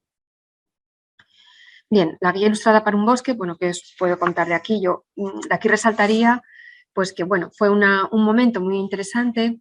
Hicimos una tormenta de ideas, fue en plena confinamiento con la pandemia, y hicimos un taller que participaron pues muchos profesionales del mundo del urbanismo, de la ecología y del paisajismo. Sí que no fue un tema muy abierto, sino que era más orientado a los equipos que iban a concursar, pero salieron ya un montón de ideas que nos empezaron a hacer pensar el bosque que estábamos planteando hacia dónde tenía que evolucionar, ¿no? Salieron cosas como que el bosque tenía que ser un mosaico de paisajes diversos, no solo forestales. Creo que eso empezó a cambiar el chip de decir, no estamos pensando solamente en plantar árboles, ¿no? También hay otros tipos de espacios. También se puso de relieve la necesidad de que el bosque fuera un espacio de innovación pedagógico, cultural, digital, que además ayudara a reducir los desequilibrios territoriales. Es una infraestructura verde que va de norte a sur, este a oeste, que va por todos los distritos de la periferia. Yo creo que va a recomponer esa dicotomía que tenemos centro-periferia también, que la necesidad de equipos multidisciplinares, múltiples miradas. Yo creo que eso es muy importante y así hicimos el llamamiento. No queremos solamente que vengan ingenieros forestales o que vengan solo arquitectos, queremos que vengan ingenieros forestales, arquitectos, ecólogos, paisajistas, ingenieros, o sea, que realmente sea un equipo capaz de tener todas esas múltiples miradas. Y salió también pues mucha ilusión en una visión del proyecto, de decir que sea un proyecto capaz de transformar la ciudad y quienes lo habitan, ¿no? Un laboratorio de futuros, un recomponer la simbiosis entre el campo y la ciudad. Como digo, fue en momento de confinamiento y aún así, con un periodo muy corto de tiempo, que dimos un plazo de 3 meses, recibimos 33 propuestas, incluso de equipos a nivel internacional, con lo cual enormemente satisfechos estuvimos del resultado y además el proceso del jurado se convirtió también en un proceso de participación y de concertación, porque hicimos un jurado enormemente diverso, con participación de todos los grupos políticos, de muchos departamentos municipales que tenían el área de medio ambiente, Madrid Salud, colegios profesionales, paisajistas de reconocido prestigio, la Federación también Regional de Asociaciones de Vecinos, especialistas en medio ambiente. Bueno, entonces yo creo que todas esas jornadas que tuvimos de debate y de deliberación unió mucho en crear también esa necesidad de concertación, ¿no?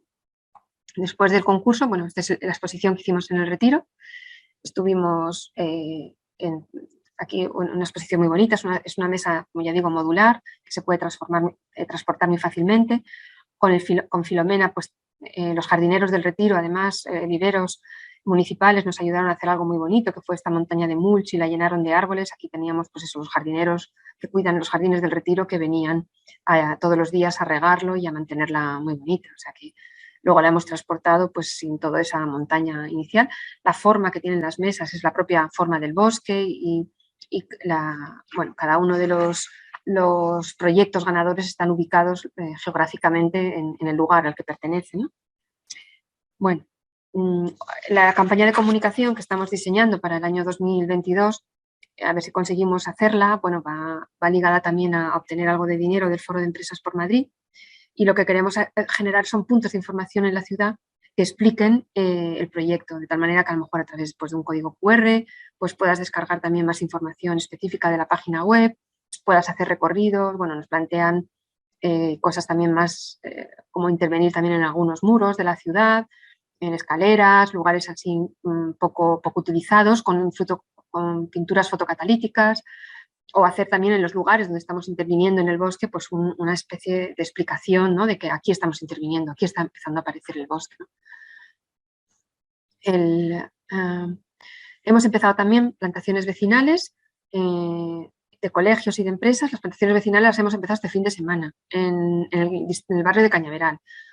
Ha sido un total éxito, nos ha dado muchísima ilusión ver cómo todas las familias con niños han ayudado a plantar. Estamos en colaboración con SeoverLife, que nos está ayudando muchísimo, ha preparado una guía para explicar, luego ahí in situ también se explica cómo vamos a mejorar todos estos espacios con plantas autóctonas, cómo vamos a acercar, vamos a conseguir pues, que a través de estos arbustos pues, que nos lleguen mariposas, que nos lleguen pájaros a nuestra ciudad. Nos hemos visto desbordados y vamos a ampliar las plantaciones el próximo fin de semana. También están algunas empresas con las que estamos intentando llegar a acuerdos para ver cómo pueden hacer algunas plantaciones. Hemos empezado con algunas y vamos a continuar a lo largo de 2022 si podemos. Hemos tenido también la primera aportación, aparece aquí, pues son 3 colegios de Jaén. Nos aparece una iniciativa preciosa, nos mandaron 200 encinas. También el año pasado, bueno, pues a través de internet vieron el proyecto Bosque Metropolitano y nos quisieron mandar esas encinitas que habían plantado, cuidado y que, bueno, que ya las hemos puesto en uno de los proyectos que estamos desarrollando. Bueno, la custodia del territorio también creo que es un elemento diferencial del proyecto, es algo que Madrid como municipio nunca ha desarrollado y que, sin embargo, en esa red de ciudades por la agroecología en la que hemos estado asistiendo a algunas jornadas, pues vemos que está siendo algo que están haciendo otros municipios. A nivel Madrid, por ejemplo, Fuenlabrada y Rivas, el Parque Agroecológico Soto del Grillo, pues son suelos que están utilizando como parques agrarios. Los 2 parques más importantes a nivel nacional es el Parque Agrario del Baix Llobregat, estamos hablando de 3.500 hectáreas. Aquí es muy interesante la experiencia de ellos porque se inicia en el año 1998.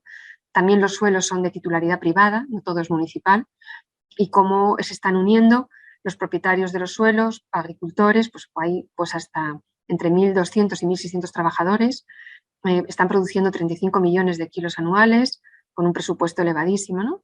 De 50 a 80 millones. También el Parque Agrario de Palma tiene unas 6.500 hectáreas también de superficie agraria útil. Bueno, realmente son referencias. Aquí en este plano no sé si se ve muy bien, pero tenemos marcados pues Valverde, la zona de las Lomas, el borde de Villaverde y, bueno, Manzanares, como esos parques agrarios que podríamos, no son 50 hectáreas, tenemos más hectáreas, ya digo, el Valverde es el más amplio, de 1.400 hectáreas, pero estamos hablando de 180, 300, 400, donde aprender de estas iniciativas muy alineadas con tener una agricultura de proximidad, kilómetro cero en la ciudad de Madrid. Y bueno, la coordinación administrativa, esto es otra cosa que también resaltaría del proyecto. Es enormemente complejo coordinar con las administraciones que normalmente suelen tener visiones muy sectoriales. Normalmente yo creo que se pierde esta visión de conjunto del territorio, ¿no? Entonces yo creo que por eso hace falta un plan de infraestructura verde, ¿no? Para tener esa visión no sectorial, sino integral. Entonces, esto es lo que os comentaba, la cantidad de depuradoras que se concentran en este último tramo, la cantidad de aliviaderos, y aquí el trabajo está siendo muy intenso con el Ministerio de Transición Ecológica, pues con la subdirección que está desarrollando los proyectos de transformación de las depuradoras. Va a mejorar, como digo, la tecnología, quitando pues todas las molestias de mosquitos, las molestias por olores, porque son tecnologías nuevas. Se va a crear una línea de fangos y el tratamiento de fangos se va a alejar de las zonas pobladas, de las zonas residenciales, y se va a llevar a la depuradora suroriental. Se van a liberar suelos, pero también se va a crear un tanque de tormentas que coincide con, que aparece aquí, que veis en la imagen, que coincide con el corazón de ese parque que queríamos que fuera ese gran humedal, ese reservorio de biodiversidad, ¿no?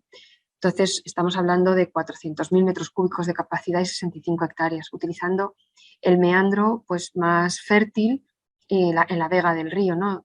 Tocando incluso con la infraestructura. Es un tanque de hormigón, ¿no? Con una profundidad de 12 metros en la propia vega. Bueno, estamos intentando, como el estudio ambiental planteaba otras posiciones, pues estamos intentando en nuestras conversaciones con el Ministerio, con la Dirección General de Aguas y Zonas Verdes del Ayuntamiento, con un grupo de trabajo que tienen, pues a ver si conseguimos, hemos hecho un escrito, hemos tenido muchas reuniones para ver si finalmente conseguimos que esta infraestructura no se ponga en esta posición. Madrid tiene todo el sistema de saneamiento unitario y lo que se hacen son grandes tanques de tormentas para que cuando hay un momento de gran avenida, pues se recojan en estos tanques de tormentas y luego pasen por las depuradoras, no se vierta directamente al río.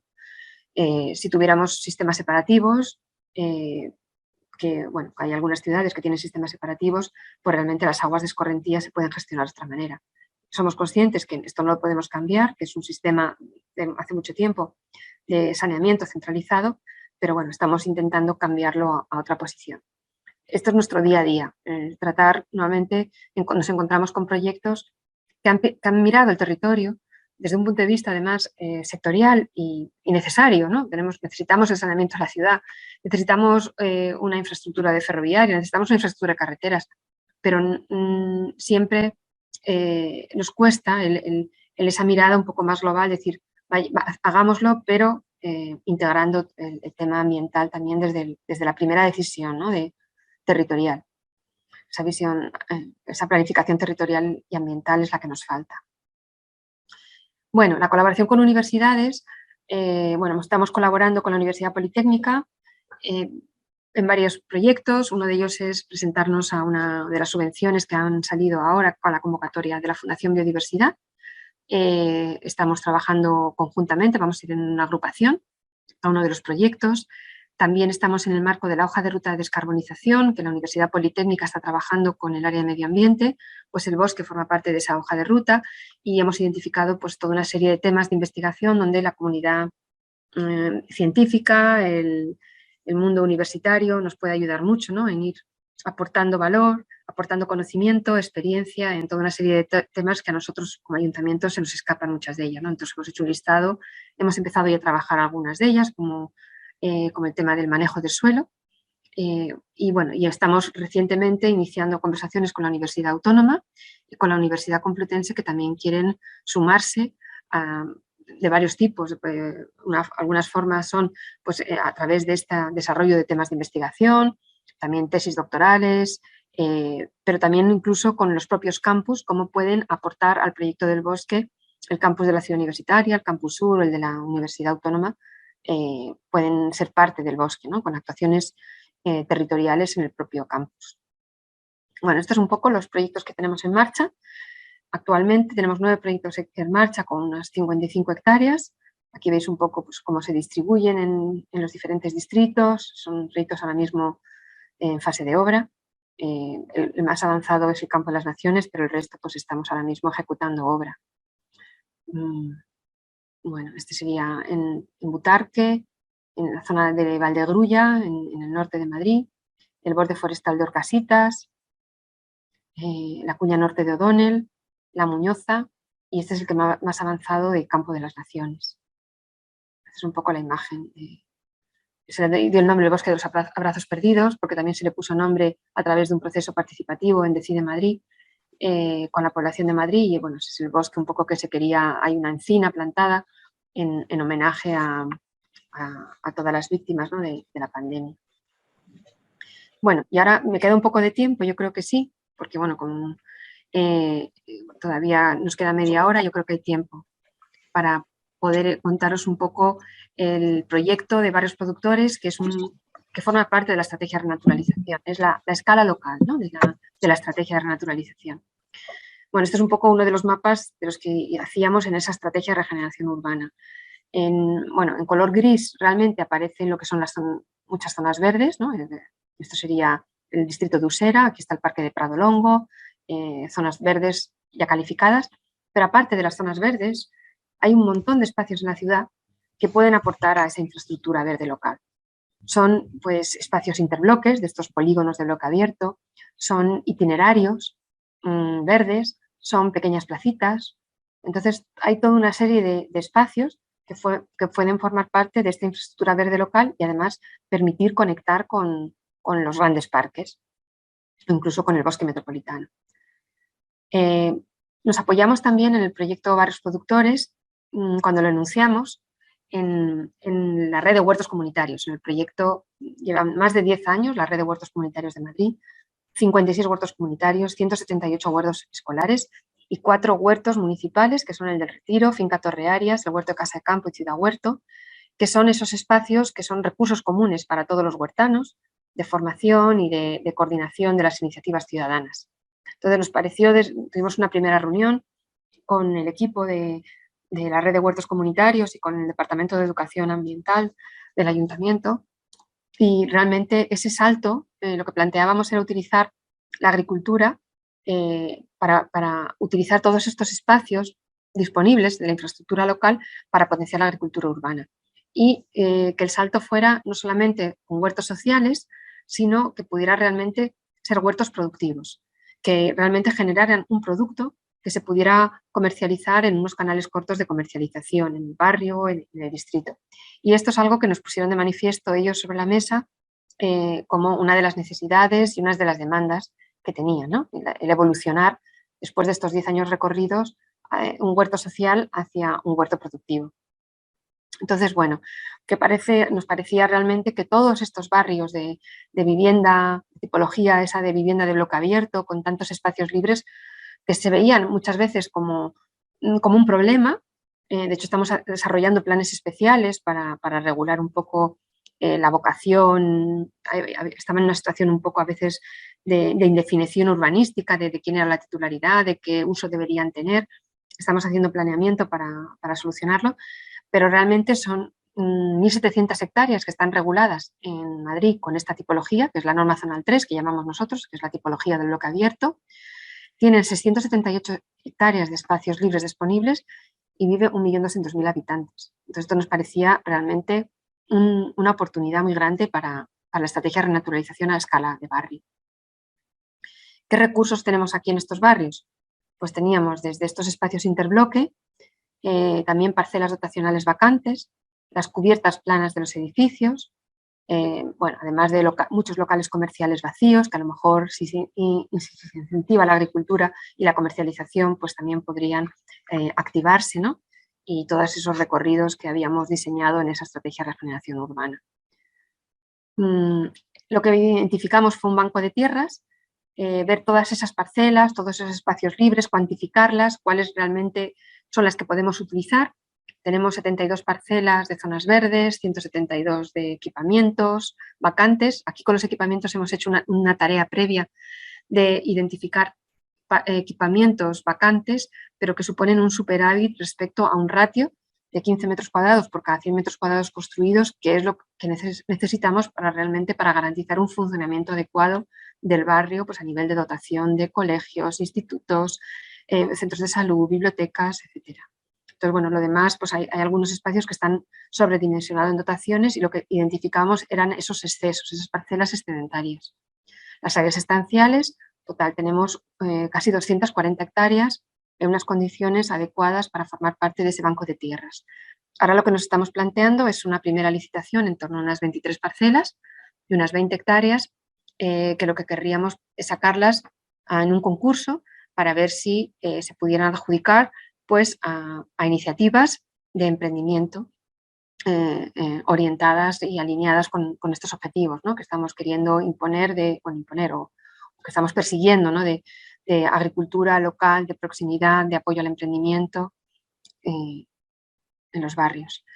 Lo primero que hemos hecho ha sido lanzar un contrato, estamos a punto de adjudicarlo, de una oficina técnica para que nos apoye en todo el proceso de preparación, de estudio sociodemográfico, crear una plataforma digital, comunicación en cauces, y queremos que esta oficina haga varias cosas, y es que haga, en primer lugar, una captación de posibles personas interesadas en esa formación. O sea, lo que querríamos era adjudicar las parcelas bien a personas que demuestren que tienen experiencia en el campo de la agricultura urbana o en la comercialización de productos de alimentación, o que se hayan incluido en un proceso de formación, ¿no? Entonces, bueno, ese proceso formativo queremos hacerlo con esta oficina. También queremos ayudarles, cuando salga esa convocatoria, para que preparar unos proyectos, ¿no? Pues queremos asesorarles, y no solamente en la parte agrícola, sino también de la parte más financiera, legal, para poder presentar la propuesta al ayuntamiento.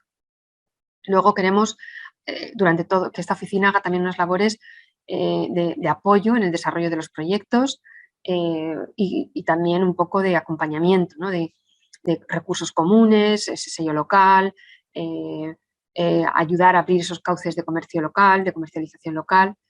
Bueno, pues esas funciones es lo que queremos a través de esta oficina técnica. Este es uno de los huertos que hemos diseñado, es el huerto en el Pozo, es un huerto de formación que lo va a llevar esta oficina. Estos son los bancales para la plantación agrícola, y esto, bueno, hay un equipo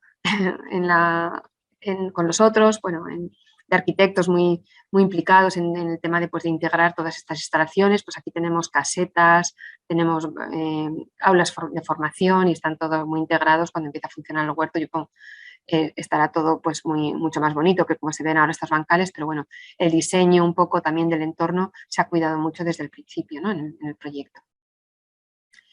¿Qué es lo que hemos aprendido un poco aunque estamos ahora lanzándolo, pues hemos tenido muchas reuniones pues con la Escuela de Agrónomos, con Economías Biorregionales, con la Agencia para el Empleo, como digo, con la Red de Ciudades por la Agroecología, con la Red de Huertos Urbanos. Entonces, un poco para este proyecto, ¿no?, que va desde la base. Tenemos un huerto social, queremos ir evolucionando a un huerto formativo, productivo de barrio, y saltar a un huerto productivo a escala urbana, ¿no? Lo que nos viene a decir realmente es que esto va a ser, si conseguimos ponerlo en marcha y llegar a buen término, se ve como una segunda generación de huertos enfocados a la comercialización local, y que nos tenemos que centrar desde luego en la profesionalización.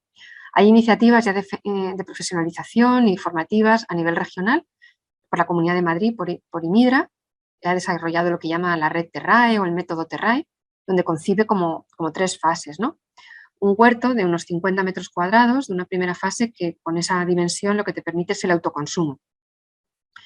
Una fase de producción y venta local, que estaríamos hablando de un espacio de entre 500 y 1000 metros cuadrados.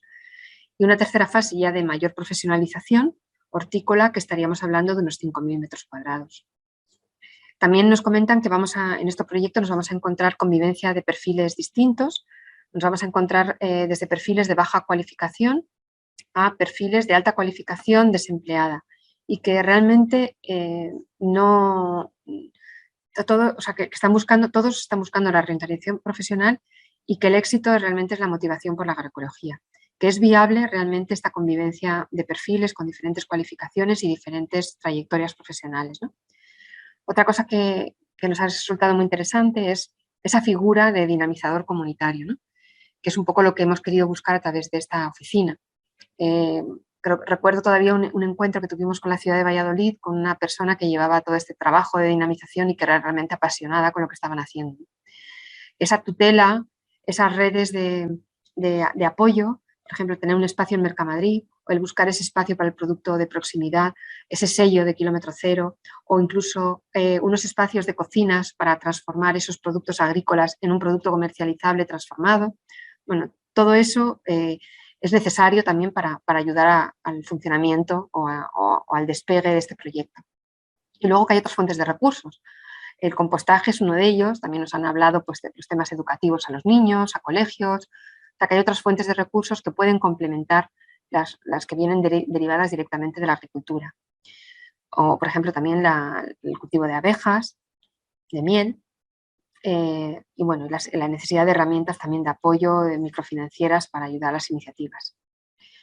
Bueno, en cuanto al impacto que esperamos del proyecto, pues es un impacto,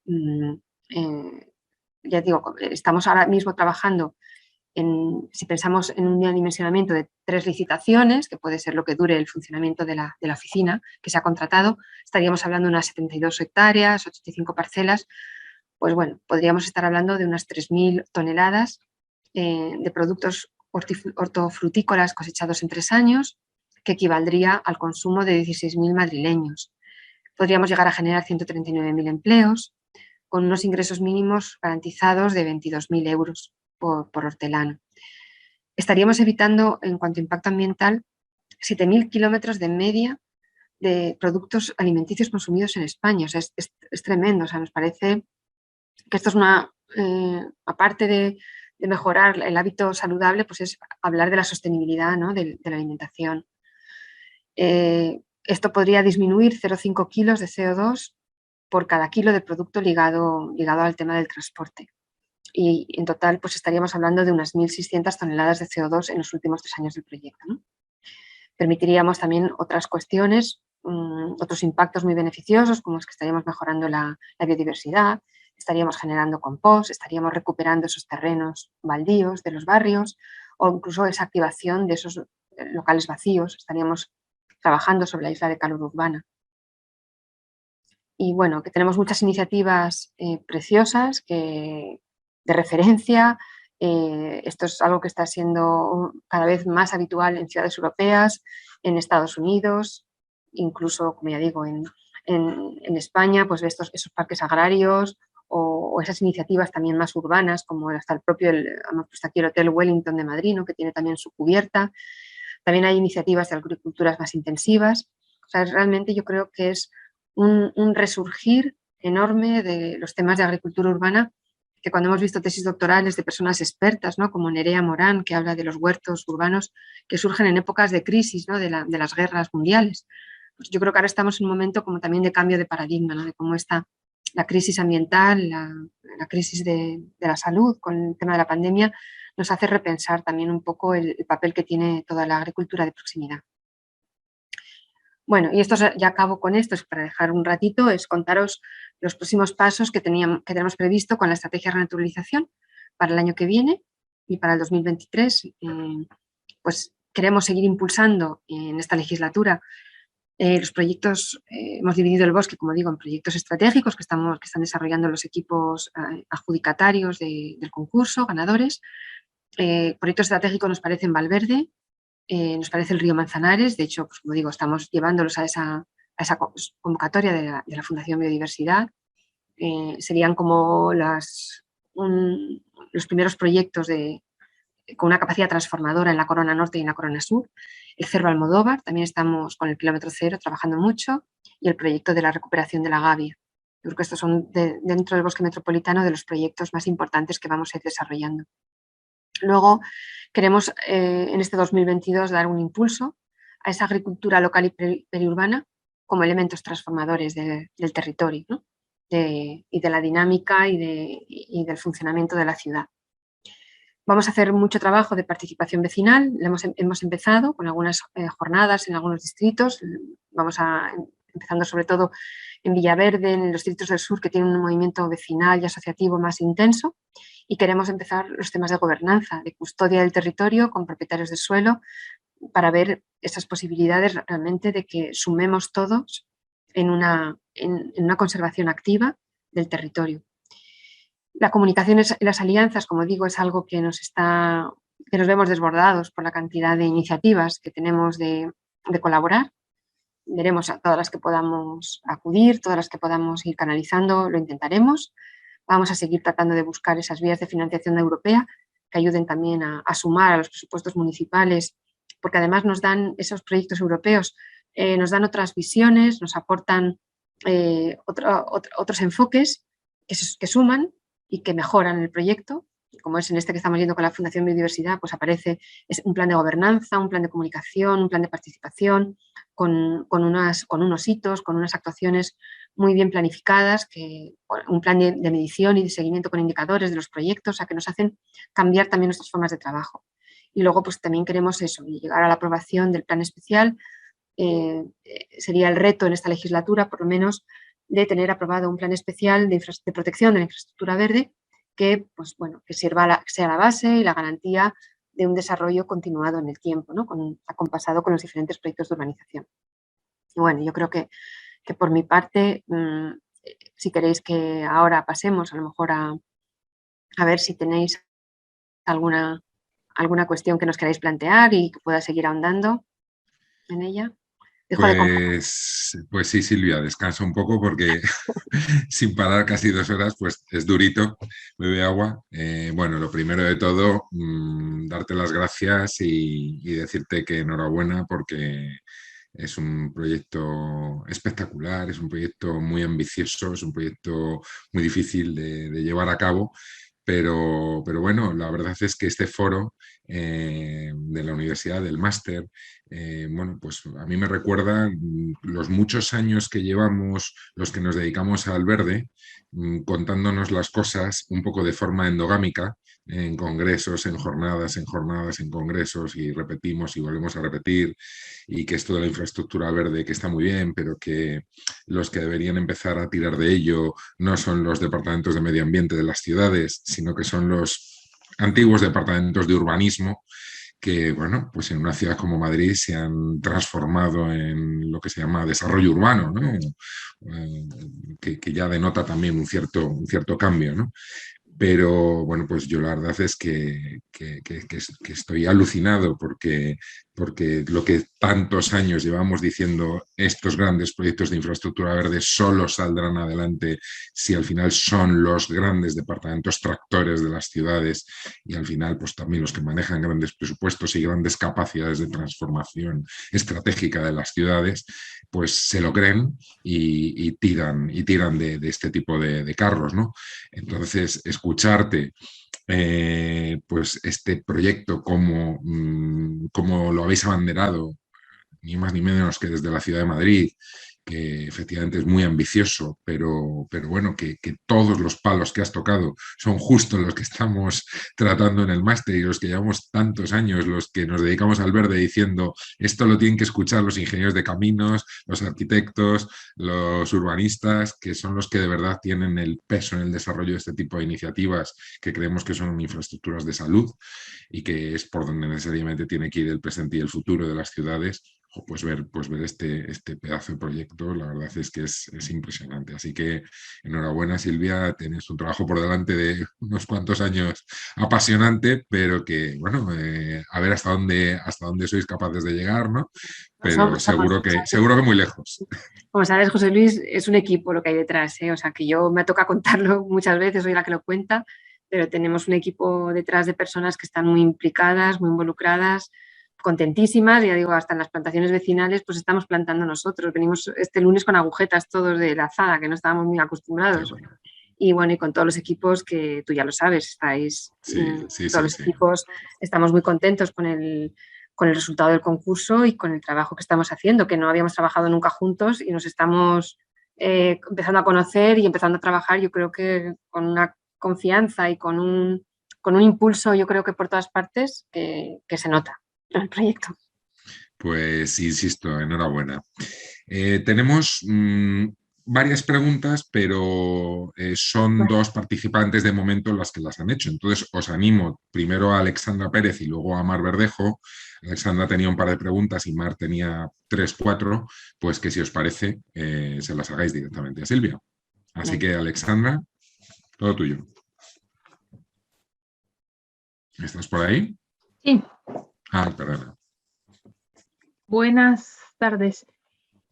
Sí, mi pregunta era que, bueno, que también una compañera ha dejado un texto al respecto. Quería saber en qué consiste la técnica Medland con el tema de los biofiltros. Vale. Pues te lo cuento un poco. Yo no soy muy experta en esto, ¿eh? O sea, seguramente si hubiera alguien de mi equipo explicándolo, no lo conocíamos. Lo que estamos con esta tecnología específica, que es una empresa que se llama así Medland, que es la que lo distribuye, pues son unas bacterias electroactivas. Tiene una actividad microbacteriana que lo que hace es degradar la materia orgánica y lo que hace es que esa materia orgánica pues luego se emplea, son las plantas que están ahí, que veíamos en la imagen, ¿no? Lo que están haciendo es aportando materia orgánica para el crecimiento de las plantas y esas bacterias son lo que están haciendo es eso, convertir materia orgánica en ese compost y limpiando el agua. La calidad del agua se mide por la intensidad de la corriente eléctrica, por eso, porque son bacterias electroactivas. Y bueno, nosotros no lo conocíamos, tampoco podemos dar una explicación, o sea, nos hemos dejado asesorar al principio por la empresa y vamos a implantarla de manera piloto en Villaverde, ¿no? Para ver qué funcionamiento, para testarlo. No sabemos realmente qué resultados va a dar. Sí que la empresa nos ha dicho que no es que lo utilizara con aguas regeneradas, que lo está utilizando con agua negra, con aguas grises y aguas negras directamente, de procesos, vamos, aguas incluso de industrias, y que la calidad del agua que se obtiene es muy buena, porque el peligro que veíamos es que si esto era un parque público, nos decía el área de medio ambiente, pues tenemos que tener unos niveles de calidad del agua muy elevados. Entonces, bueno, esto es un poco lo que es un producto comercial, creo que te metes en la página web y se puede ver. Ya te digo, nosotros todavía no lo hemos implantado porque estamos en el proyecto Anillo Verde haciendo todavía otras actuaciones, pero ya estamos hablando con la empresa para que empecemos estamos diseñando un poco los caudales, el dimensionamiento de la laguna y bueno, y en el espacio de Villaverde, que es un espacio inhóspito al lado de una fábrica de coches, al lado de la M40, de la carretera de Toledo, había muchas peticiones vecinales y decíamos de una zona deportiva, y decimos, ¿por qué no hacemos algo realmente? Es como el final del arroyo de Butarque y además Butarque tiene también dos lagunas, una en Alcorcón, en el Parque de las Presillas, otra en Leganés y pensamos, ¿por qué no hacer aquí también un reservorio de biodiversidad? Y bueno, hemos empezado por ahí, pero no te sé decir exactamente cómo funciona. Y te digo, hemos empezado a trabajar con la empresa y tampoco sé que la información en la página web la tienes. Si quieres un poco más información, te puedo mandar la que nos ha enviado también a nosotros, la información comercial. Si te interesa, te la puedo enviar, Alexandra. Genial, gracias. Y quería también preguntar si estos proyectos de creación de reservorios de biodiversidad están públicos en la página web del ayuntamiento o se pueden ir consultando. A ver, el área de medio ambiente tiene una estrategia de biodiversidad. De hecho, lo hablamos con el equipo, la subdirección que llevaba la estrategia de biodiversidad, tuvimos reuniones con ellos, nos dijeron que están trabajando pues, en varios parques de Madrid.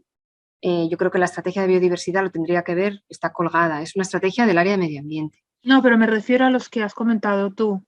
Nosotros vamos a ir poniéndolo todo, tenemos una página web donde vamos a ir colocando, vamos poniendo mucha información, estamos un poco desbordados, como digo, porque el equipo no es muy grande y tenemos que hacer todo, desde revisar los proyectos como ir suministrando la información en la página web.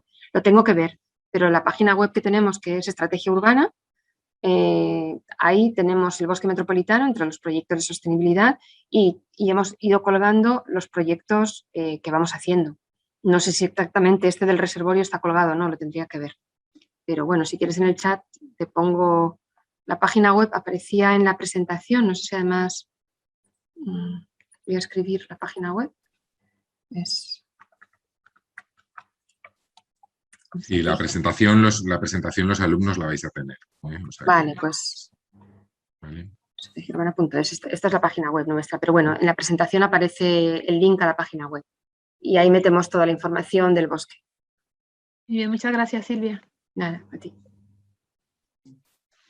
Mar, si te parece que tú tenías alguna preguntilla de gobernanza y de qué pasa Sí, con bueno, las encimillas y esas cosas. Bueno, yo voy a empezar casi por el final, ¿no? Venga.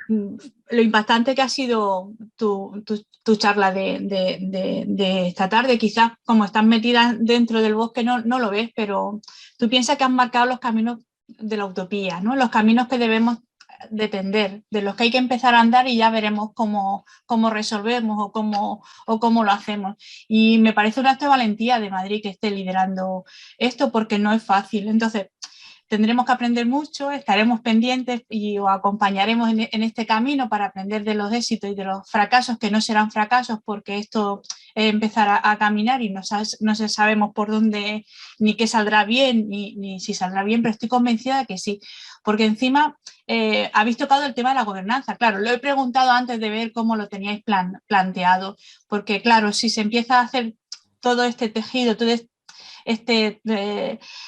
sí, todo este hilvanado, digamos, verde, pues sin la ciudadanía va a ser, toda la ciudadanía va a ser muy difícil, porque evangelizar, entre comillas, como decimos en el módulo, si no se evangeliza desde todas las partes, de todos los frentes, es difícil. Por eso el programa que tenéis de comunicación y divulgación me parece muy potente, en el que no hay que flaquear, porque va a ser una manera también de bueno, primero dar a conocer todo lo que estáis haciendo, pero también darle continuidad, ¿no? Y luego, bueno, que una ingeniera de lo gris, pues a nosotros nos has tocado la patata totalmente, vamos, a mí me has impresionado. Entonces es importante también que vosotros vayáis adoptando este discurso. Pensamos que no estamos equivocados, pero claro, es nuestro grupillo de lo verde, entonces, no sé, me estoy conmovida, no te puedo decir otra cosa. Por eso cuando has pasado de los proyectos macro, que te ha preguntado ahí Alessandra, de bioingeniería tan interesantes, y de repente ha hecho el zoom a ese del colegio que había sembrado la encinilla de Jaén, me ha parecido impresionante, porque no hay tanto amor como sembrar y dar para otro sitio que ni siquiera es tu localidad. Entonces, mi pregunta, dentro de toda la impresión que ha hecho verlo todo así, para mí yo pienso que sería importante hacer, aunque parezca en el contexto del dinero, que somos todos ingenieros e ingenieras, hacer el seguimiento, por ejemplo, de esas semillas me parece muy importante, porque quizás de la clave de esta envergadura de este proyecto, que es un proyecto macro, pero lo vamos a lo micro y quizás resuma muy bien lo que es, o lo que yo creo entender con el parque metropolitano, esas semillitas de encinillas, ¿no? Sembradas incluso en otra comunidad. Sí. Bueno, Mar, yo te diría, la presentación, son 2 años que llevamos de trabajo, es muy poco, ¿eh? O sea, tenemos mucho camino por delante, tenemos que ver hasta dónde podemos llegar, todavía está por ver. Desde luego, el equipo, como digo, estamos trabajando en todos los frentes, son muchísimos frentes y, bueno, todavía está por ver, o sea, tenemos que ser cautelosos, o sea, es un planteamiento. Y aunque sí que estamos haciendo muchas cosas, estamos haciendo obra, estamos haciendo proyectos, estamos con el plan especial, estamos con la comunicación. Como tú dices, son muchos frentes y muchas escalas, desde la escala grande con el plan especial hasta lo micro de las plantaciones vecinales. Es realmente un trabajo muy grande. Ojalá, o sea, la gobernanza es algo que, como decíamos, pues casi en el equipo lo llevamos en el ADN, porque llevamos trabajando con los vecinos desde esa estrategia de regeneración urbana, llevamos como 5 o 6 años haciendo muchísimas cosas con los vecinos. Participación vecinal un montón. Hemos contado con un departamento de participación en el área de desarrollo urbano, además, que nos ayuda muchísimo, que nosotros no sabíamos hacer participación y hemos aprendido de ellos, nos han ido dando muchísimas pautas. También la de participación es dura, porque para que participen los vecinos pues tienen que ser a partir de las 6 de la tarde, si es de diario, o el sábado por la mañana. Entonces eso entre funcionarios y todo, pues o estás muy implicado en el proyecto o es que también es difícil de realizarlo y el equipo lo está, porque estamos haciéndolo. Y ahora pues se nos viene mucho trabajo encima con esta participación. Sí que la participación se viene abajo si las expectativas que das no las cumples. Ese es un miedo también que tenemos, ¿no? Porque cuando tú también te quedas, dices, ¿qué proyecto? ¿No? Dices, lo conseguiremos llevar a cabo, ojalá lo llevemos a cabo y no... o sea, un poco el riesgo de la participación, o sea, está claro que hay que hacer participación desde el principio y ser claros y decir, aquí hay un proyecto y vamos a hacerlo entre todos.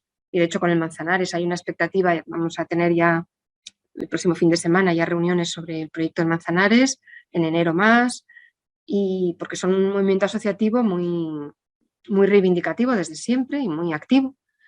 Pero el miedo está en luego no lograrles cubrir las expectativas que estamos poniendo, ¿no? Esa es la doble cara que tiene la participación, que ojalá sí pueda ser. Y luego, bueno, pues el seguimiento, nos gustaría contar a la universidad con los temas de un poco de la medición y del seguimiento del proyecto, nos gustaría contar mucho con el apoyo de la universidad. Lo hemos empezado a plantear para este proyecto de la Fundación Biodiversidad, pero creemos que lo tenemos que extender a todo el bosque. O sea, nosotros no tenemos esta capacidad desde el ayuntamiento para hacer ese trabajo, ¿no? Entonces, eso sí que nos gustaría ver pues, cómo lo podemos ir articulando. Y lo de Jaén pues, fue una ilusión tremenda, ¿no? O sea, que sea desde los niños. Bueno, desde los niños y desde un funcionario de la Consejería de Educación de Jaén, porque fueron 3 coles, que me escribe un WhatsApp además y me dice que he leído esto en internet, que si podemos colaborar, que tenemos las encinas, porque había habido un incendio en Jaén y las habían plantado avenida por Bellotas para una plantación en Jaén, pero que nos han sobrado 200 y que hemos leído lo del bosque metropolitano y que si nos la podemos enviar. Bueno, vamos, les hemos hecho un vídeo, se las hemos devuelto, creo que han escrito una carta al alcalde, bueno, emocionados cuando lo hemos visto, ¿no? Son más monísimos los niños. Y luego, pues eso son esas, yo qué sé, cuando vamos también a las plantaciones vecinales y ves esas familias que se levantan por la mañana y que están mejorando su barrio directamente, ellos y todos los niños ahí tan interesados, no sé, pues es una alegría a todo el trabajo que haces, la verdad que sí. Y bueno, que sea ingeniera gris, nunca me he considerado muy gris. De hecho, pues eso, siempre he sido un poco rara, me ha interesado el territorio, siempre he estado especializada en el urbanismo, eso es así, o sea, dentro de la ingeniería de caminos, de las especialidades que tienes, me he especializado en urbanismo y siempre me interesaron mucho los temas ambientales, el territorio, el paisaje, y bueno, pues acompañada por un equipo que ya digo, que nos complementamos los unos a los otros, ¿no? Entonces, bueno, muchas gracias también por hablar así también del proyecto, ¿no? De lo que te ha parecido. Pero bueno, que creo que tenemos mucho por delante para acabar de decir si este proyecto es una utopía o es un éxito. Ya veremos. Pues muchas gracias, pero la utopía es el camino. Y yo me he emocionado, ¿eh? Así que muchas gracias por enamorarnos también. Pues muchas gracias a ti, Mar. Muchas gracias, Mar, por tus comentarios siempre tan poéticos y tus intervenciones desde tu sabiduría como una grande del sector que eres.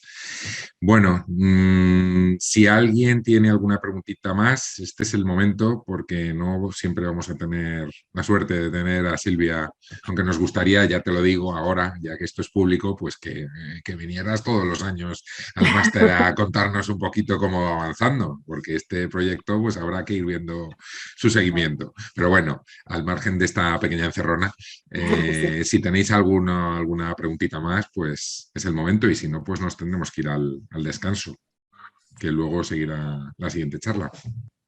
¿Alguna preguntilla? Pues nada, pues de nuevo darte muchísimas gracias por haber venido a contarnos este proyecto tan interesante y tienes todo nuestro apoyo. Unos de una forma y otros de otra, pero vamos, la implicación tienes la de todos, seguro, de distintas formas y nada, y muchísima suerte y lo dicho, ya nos irás contando. Sí, muchas gracias por la oportunidad, José Luis. Muchas gracias a todos los que asistís esta tarde.